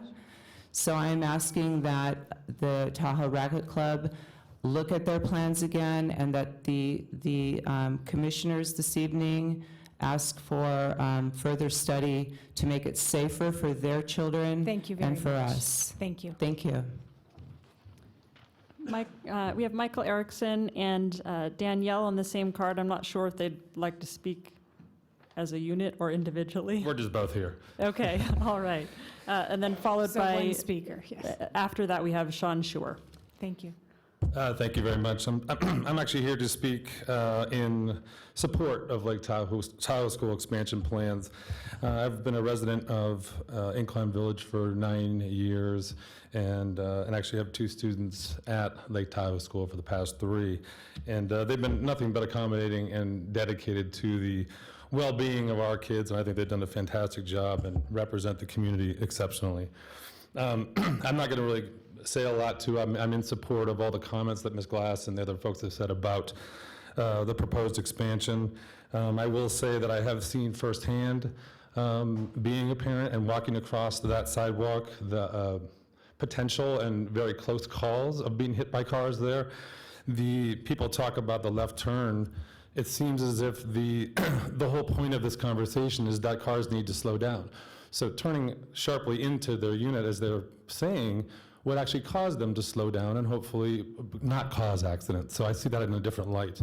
And the new design looks like it takes the cars over towards the school where the drop-offs are going to occur. So the backup will be congested towards the school, leaving the lane open for the residents to get back and forth to their unit. So to me, it doesn't seem like there really any kind of effect on their ability to enjoy their property. People talk about the longer drive. We live in Incline. We drive to Reno to get many of our things.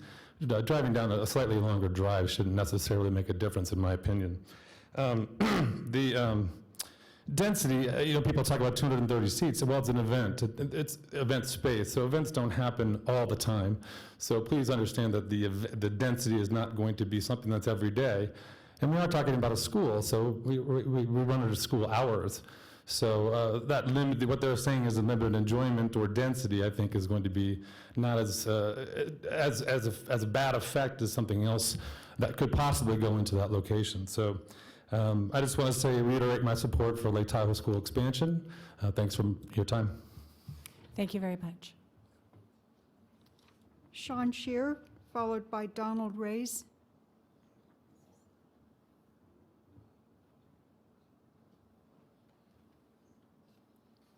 Hi, thank you for the opportunity to speak.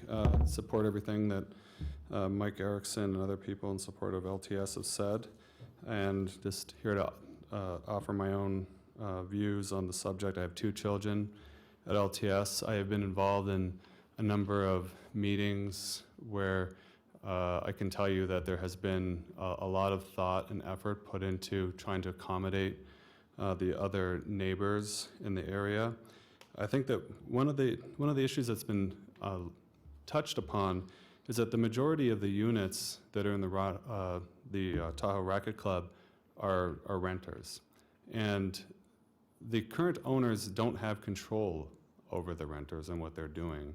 So despite what their best intentions might be, the reality of the situation is that they're not here today to speak about what's happening. And as others have said, it's an unsafe situation. We have people driving on the wrong side of the road to pass through a very long lineup at school drop-off and pickup. And the cost associated with this has been transferred to the Lake Tahoe School. They have numerous staff out there trying to monitor the situation, trying to make sure that children are safe. And so what we have is a moral hazard, essentially, where the onus of policing those renters has fallen on our shoulders. I think the other part about the increased traffic to the area, the proposed school limits of the students is not increased. There are a number of situations where we have parents coming to take part in a school event. That already takes place today. There are numerous opportunities for overflow parking that don't involve trespassing on anyone's property. There's a lot of access to parking. Diamond Peak does a lot of this today where people are parking at Sierra Nevada College, parking at the beaches, parking at the Diamond Peak parking. There's a lot of different options. I don't think that trespassing is one of them. I don't think that any parent at Lake Tahoe School is interested in climbing over fences and trespassing on people's property. And that's all I have to say. Thank you. Donald Reyes, followed by Lisa Hill.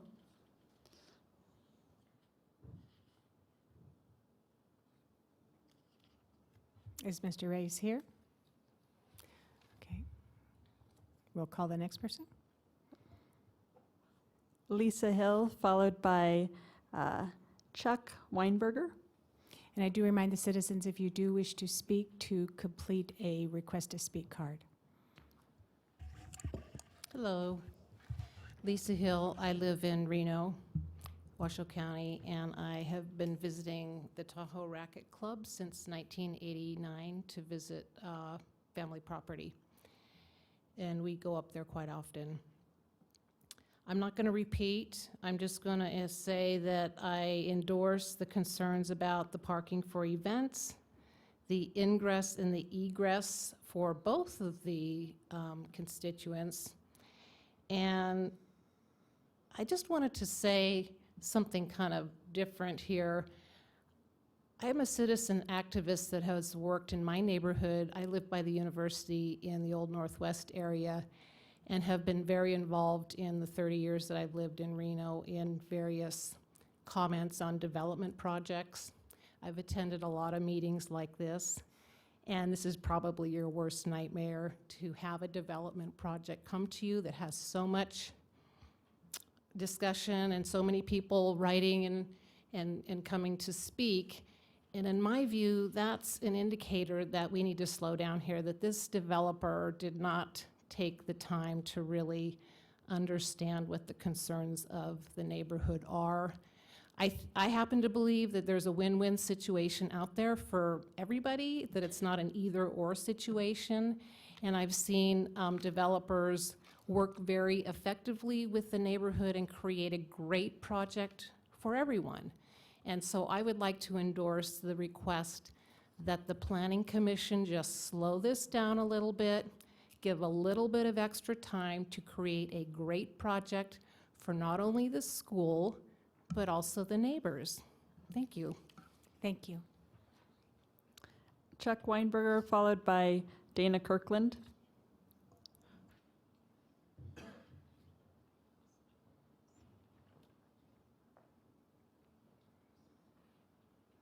Thank you, Madam Commissioner. My name is Chuck Weinberger. I'm a resident of Incline Village, and I also am a board member of the Lake Tahoe School, although I'm speaking as an individual. I've had one child who's graduated from Lake Tahoe School and a second child who's currently a sixth grader there. What I want to say is the single most important job of our board is to provide for a safe learning environment. That's the thing that we take the most seriously. And so while I can talk about a lot of different things that have been said tonight, I really only want to address one, and that is Ms. Taylor's comments that implied that we were being disingenuous about this being a project regarding safety. We would be pursuing the site work project if there was no multi-use building. Just the safety improvements alone from the site work make this project essential for the school. There is No way Washoe County School District would allow a road to bisect the middle of its campus. It just would not. So I want to address the three things she said that show that we are not being, taking security seriously. She said, why don't we repaint the crosswalks? The crosswalk. Well, we repaint it every year. From the photograph we saw earlier from Nick's presentation, you might have seen that it's raised with a speed bump. You could still see paint on it. However, every year when the snow plows come, they scrape off the paint. And every year in the summer, we repaint. We will do that again this year. We will restripe, reseal all our parking lots and crosswalks just like we do every year. Why don't we have a crosswalk attendant? Well, because we have strict policies on how kids can cross the crosswalk. They either have to be accompanied by their own parents or guardians, or they have to be, they have to be accompanied by their own parent or guardian, or a teacher is always there, usually 4 or 5 teachers, to actually guide the kids into the cars. So this isn't a case where kids are walking 2 blocks away from school and are crossing a crosswalk. This is a controlled environment where we have parents and teachers who take a very, very active role in it. Why was the snow stacked up against the stop sign? The TRC itself is the one that's responsible for snow removal on that road. We are not. Should we have asked them to do a better job with snow removal there? Absolutely. But that is where their snow removal people put the snow. So we are not being disingenuous about safety. I would like to say that maybe the TRC is the one who's being disingenuous, because during the CAB meeting, all they could talk about was parking. We need parking, we need parking, we need parking. We gave us an accommodation on parking, they rejected it, and now they're all about access, all about access, all about access. We're willing to work with the TRC. We provided a list of accommodations that included everything but access. And so now tonight, they're hammering us on, they want different access. Thank you. Thank you very much. Dana Kirkland, followed by Todd Lankenau.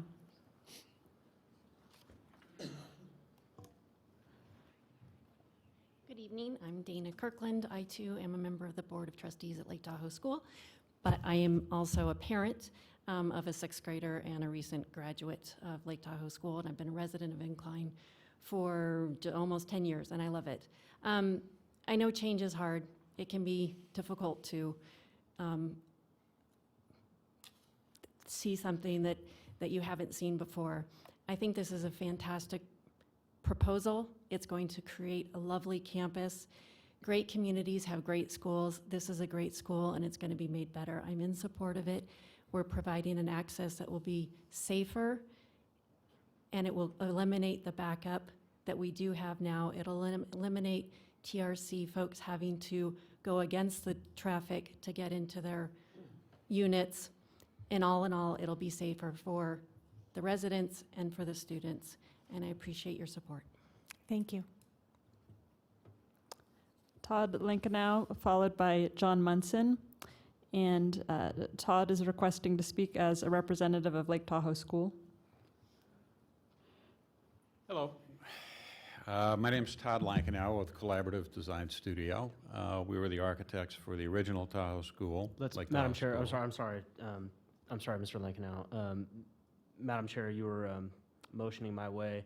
The request, I think, was to speak on behalf of the school, and so, Mr. Lankenau, was that a request for 5 minutes on the card? Yes, but I don't think I'll take that long. Okay. So we'll leave it at 3 minutes. Thank you, Madam Chair. Okay. At any rate, so we were the architects for the original and the proposed school. Been involved with them. And I just wanted to come up and address a few items that different people brought up along the way.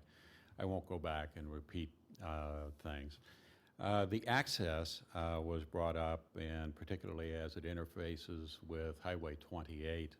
And one of the things that we're doing there is we're reducing the slope to a lesser slope from what the original entrance is, and creating spots for cars to stack at the top of the hill as they enter Highway 28, making it much safer so they don't slide back down the hill. as they're trying to do that, we're also increasing the width of that to 3 lanes rather than 2. So we're creating a dedicated right turn lane and a dedicated left turn lane. Along with that, the traffic separation that we have, I think, on the campus is very important for the safety of everyone. Years ago, we were commissioned by Washoe County to develop some of the safety standards for their schools, which included what you saw on the one slide previously. And that's one of really the key elements toward safety of all the students on the campus, is separating all of the traffic other than buses, for instance, which come in and loop into the campus to pick up children or pickups like that. But you never let arbitrary traffic come through a campus. The loop that we have in the campus right now is also a one-way driveway. So you don't have two-directional traffic, making it much safer, I think, for the children. They all get picked up in their cars on the passenger side, typically, which they're adjacent to a sidewalk when they do that. They don't have to stand out into the pavement.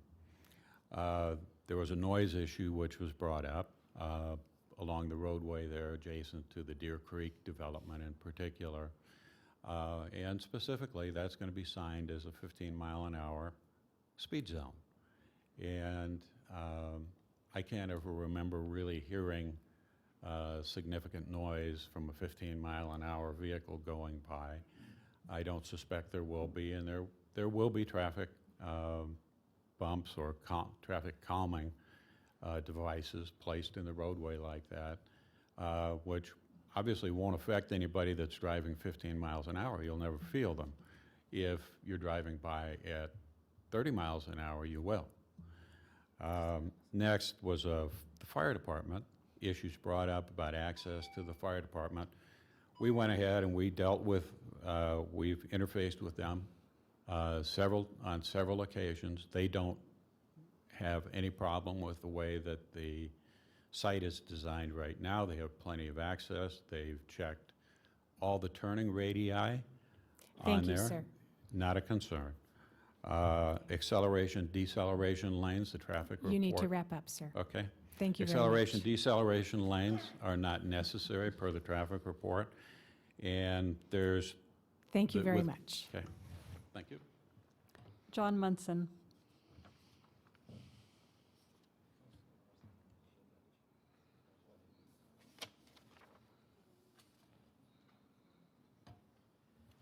Good evening, Madam Chairman. My name is John Munson with Venture Engineering. I'm an engineer on the project. I'm here representing myself, but as the designer and the project also. I wanted to speak to everything that Todd, Mr. Lankenauer has said and agree with that, and some additional items regarding the concern about the 90-degree turn at the end of the parking lot. That turn always was going to be signed for 15 miles per hour, and the thing about it is everything is flat, so it's not like there's a building there where you come around a blind corner.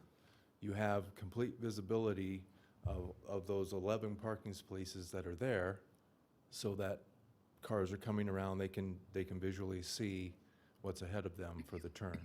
And it was a thought that the turn would slow people down because we've got quite a stretch of straightaway, and we've got the sign curve ahead, makes people slow down. They come around the corner to a stop. And so the Racquet Club voiced concern about having to turn another 90-degree into their complex. So they come to a stop sign, so they're completely stopped.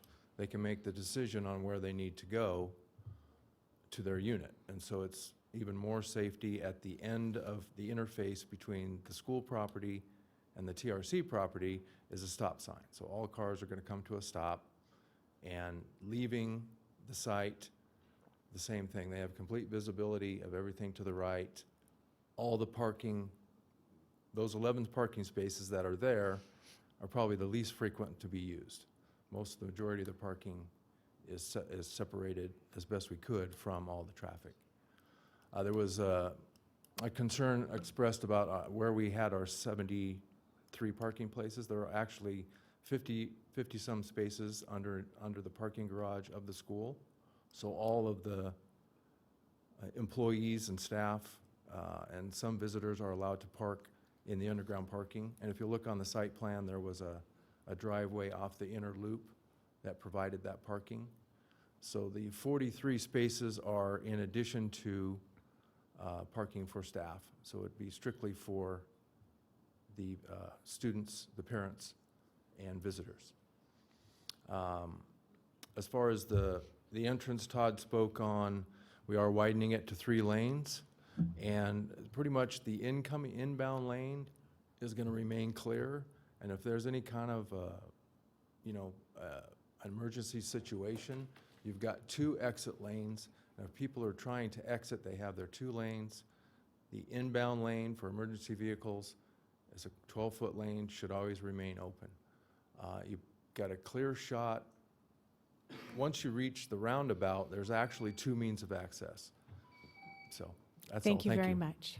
Do we have any other requests to speak? We have no further requests. Okay, thank you very much. We'll be closing the public comment period and bringing it back to the board. Commissioners, do you have questions for staff or applicant? Commissioner Donchek. Eva, I do have a clarification of a I point. have a couple of questions for her Well, as I have, well. but, and I hope you're the right one. Regarding this grant of easement that goes back between A&R Corporation and Tahoe Sierra Development Company that they've all been speaking about, that's in effect until May 10th, 2021, where it says basically it may be changed from time to time without the consent of any of the owners of the other portion, which is the Racket Club. Can you give me a little history of how that legally works, or what Actually, I don't know. But that would be, You'd like would that be to- you, Nate? I read it, but yeah. Well, I can't give you any history on it, so I don't know, what the story was, and actually Mr. Pelham and I were kind of discussing that.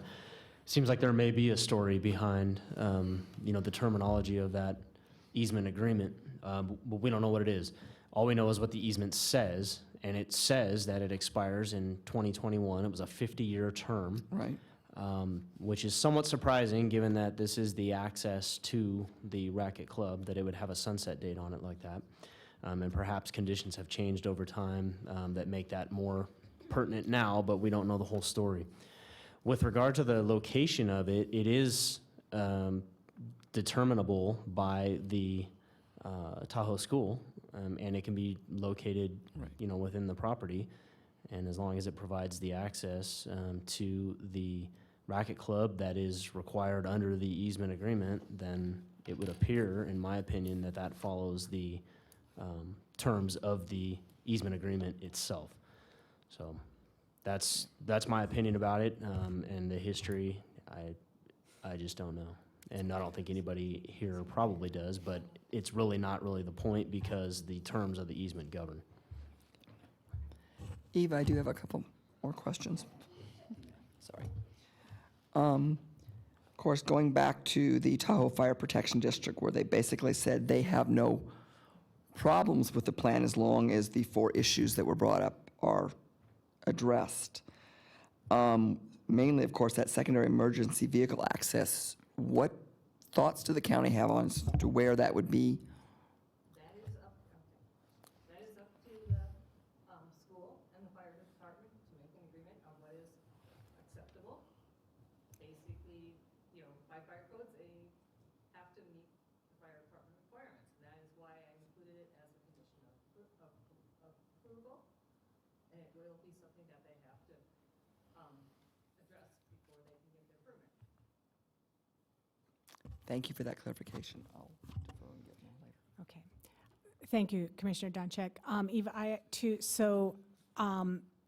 the North Lake Tahoe Fire Protection District, we've had, separate letters and everything, but you do have that as a condition of approval, is all 4 points for the fire department. It's 4. In your report, it's A, B, C, D, and in the letters, it's 1, 2, 3, 4. Okay. Yes. And then could you review, please, your notification process and how many properties were notified?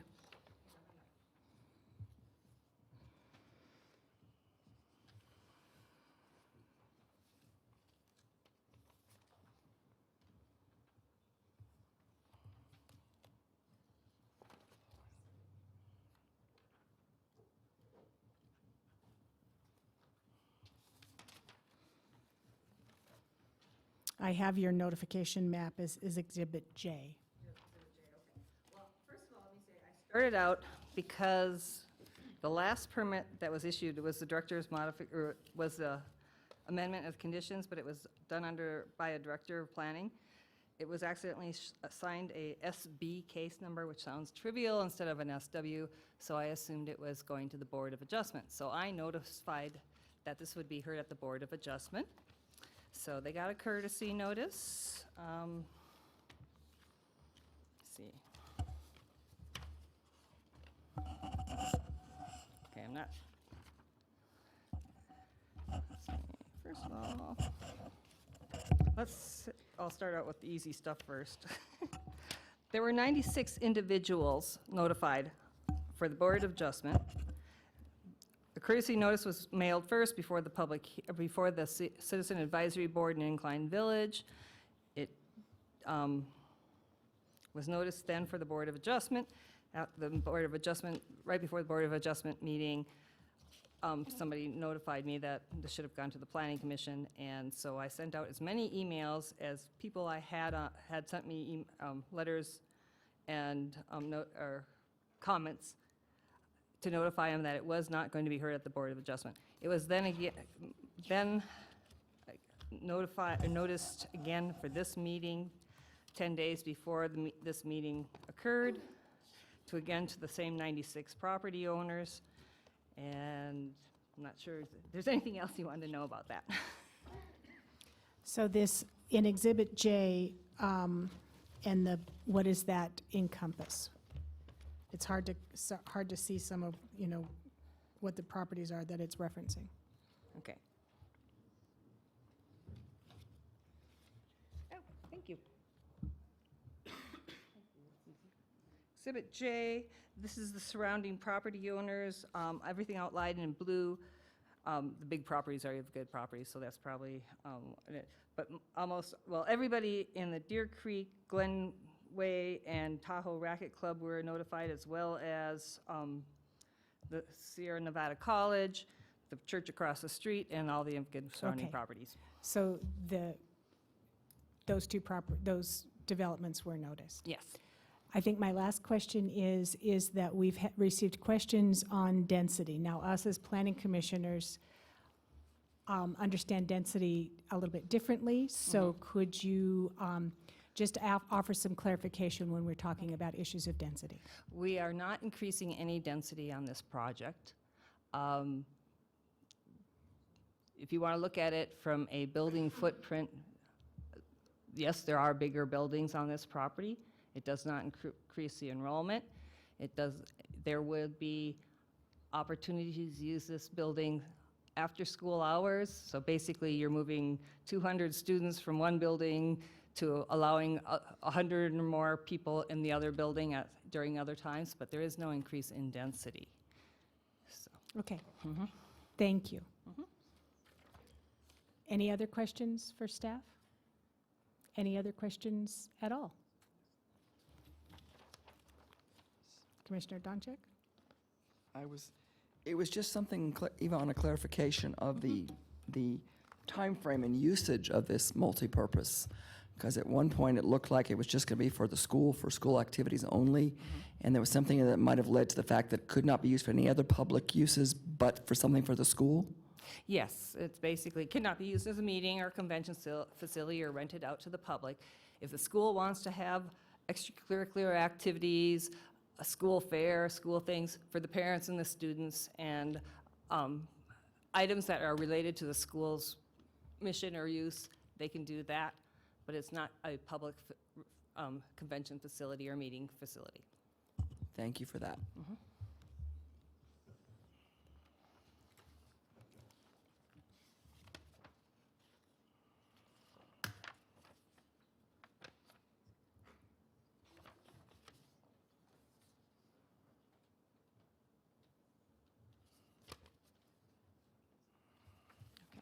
Any other questions? Are we prepared to make a motion? Oh, well, we're bringing it back to the board for discussion. I'm trying to move this, I already did close the public hearing. Yeah, I closed public comment. I'm closing public hearing and bringing back to the board for consideration. Commissioner Haran. As soon as you figure out your microphone. As soon as I can figure out, am I on? You're I'm on. Okay. This light you can hardly see. Yes. I think that we heard, the way I look at this, we've heard lots of different topics tonight. And I think that one of the things that we always have to keep in mind as a commission here, that we are subject to other people, other departments setting conditions. And we rely on those conditions in order for approval. And there are different things that have been brought up. The fire department, Department of Transportation as far as Highway 28 is concerned. We've asked questions about compliance with setbacks and those issues. So I think we have to keep remembering that we rely on those and rely on those departments to make sure that their conditions are met before they can proceed. So I think that that's really important to remember, because there's a lot of emotion about a lot of this stuff.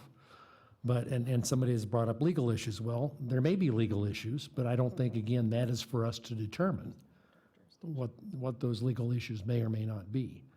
They've been raised and they appear to be addressed. They may not be ultimately. So I just look at, that they're in compliance with the people who have reviewed the plans. And relative to the access, whether they have the authority, it appears they have the authority to relocate this access. Somebody may litigate that and may not be, but that is not for us to determine, I don't think. I think we just have to remember those things. Commissioner Chesney. I follow up on Commissioner Haran's comments. This is an application for a conditional use permit. It's just an application. If you read the conditions that are set forth for the applicant, they still have to meet all of those. That means they have to meet the conditions of NDOT, of the fire department, general improvement district. This is the beginning of a long process for the applicant, no question about it. And although I feel your pain, and nobody likes change in their backyard, these folks do own the property. They've pretty much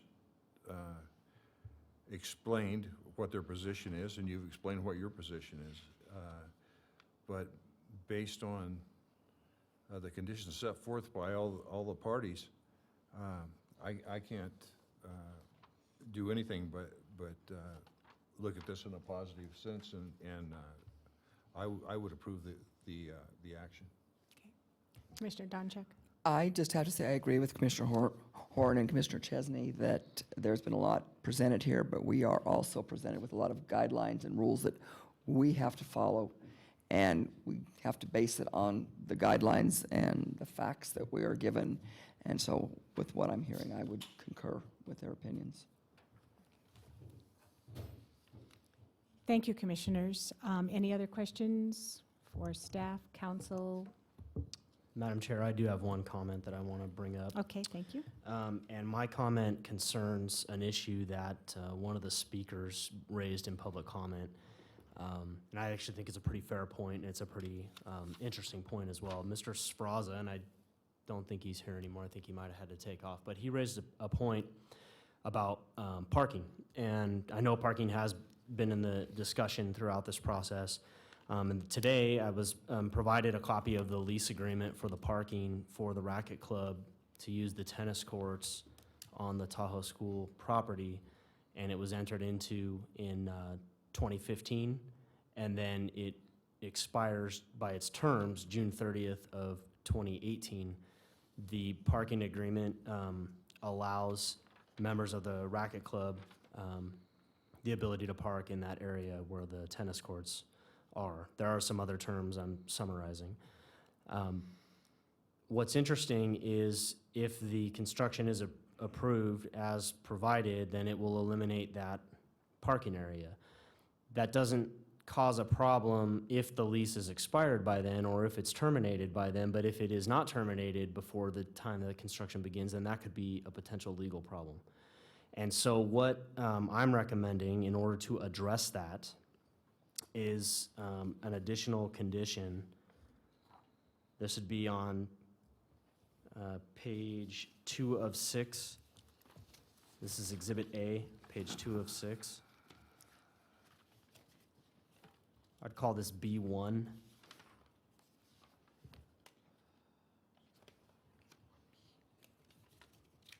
Okay, if you're ready, I will read the condition, and then whoever is the movant, if there is a motion to approve, and you desire to include this condition, then I think you can simply state the motion plus the conditions that are in here, plus the additional condition as read by council tonight. It's your discretion whether or not to approve this. The condition would read B1 as follows: prior to obtaining a building permit, comma, the applicant shall demonstrate that the property subject to the July 1st, 2015 lease agreement between Lake Tahoe School and Tahoe Racket Club Condominium Association is unencumbered by the lease agreement and is available for construction under this permit by Lake Tahoe School, period. Demonstration shall be made by proof of a court order terminating the lease, comma, proof of the expiration of the lease, comma, or proof of agreement to terminate the lease between Lake Tahoe School and Racket Club Condominium Association. Period. Madam Chair? Would it be fair in that, yeah, I agree with you, Nate, that's a good point. Would it be fair to embellish that condition or acceptable alternative parking? And I think that would be, encompassed by the last clause that I had there. Okay. By agreement between the Racket Club Okay. and the Tahoe School. So Okay. if they come to an agreement that there's gonna be parking somewhere else, so they can agree to terminate that lease, then that's fine. Okay. As long as they demonstrate that. Thank you. I will ask Eva if she captured all of that. Yeah, I can read it again. I've got it written down up here. If you'd like me to read it again, I can. The movant can simply incorporate that Your proposed statement. condition Mhm. if the movant and seconder so decide to do that. Okay. I'd certainly support adding that to the motion. Absolutely. I agree. Any other questions for staff? Are we prepared to make a motion? Everybody Madam always Chair. looks to Mr. Chesney. Yes. I move that after giving reasoned consideration to the information contained in the staff report and information received during the public hearing, the Washoe County Planning Commission approve the special use permit case number WSUP 17-004 for the Lake Tahoe School with the conditions of approval included as Exhibit A in this matter, having made all the findings in accordance with Washoe County Code Section 110.810.30, with the additional condition as read by council. Is there a second? I'll second. Discussion. I just think it's a difficult process that we've heard tonight, but again, I'll go back to the fact that I think we have to rely on the other specific authorities that are attaching conditions to the application to fulfill those. And with those, I think I fulfilled, I can support, and with the addition of the council's recommendation to support it. And also just to reiterate that We have several large code books over there that we have to abide by, so. Any other comments? All those in favor? Aye. Opposed? Motion carries unanimously. Thank you. I'm sorry? And Roger, you do have to announce the appeal process, or you've already taken care of that? Madam Chair, it has been read once before. I'd be happy to do it again if you like. Mr. Edwards, is that necessary, or? Not necessary, but I think it might be helpful. Okay, so if you could, ladies and gentlemen, we are still in session, and Mr. Pelham will be reading the appeal process. Thank you, Madam Chair. Most decisions rendered by the Planning Commission are appealable to the Board of County Commissioners. If you disagree with the decision of the Planning Commission and you want to appeal its action, you may do so in writing within 10 calendar days from the date that the decision being appealed is signed by the Planning Commission Chair and/or the Secretary of the Planning Commission, filed with the Secretary of the Planning Commission, and mailed to the original applicant in the proceeding being appealed in accordance with Washoe County Code. Please call planning staff immediately at 328-6100 for information on the appeal procedure and the application fee. Thank you, Mr. Pelham. We're now to item 9, Chair and Commission items. Does anyone have future agenda items?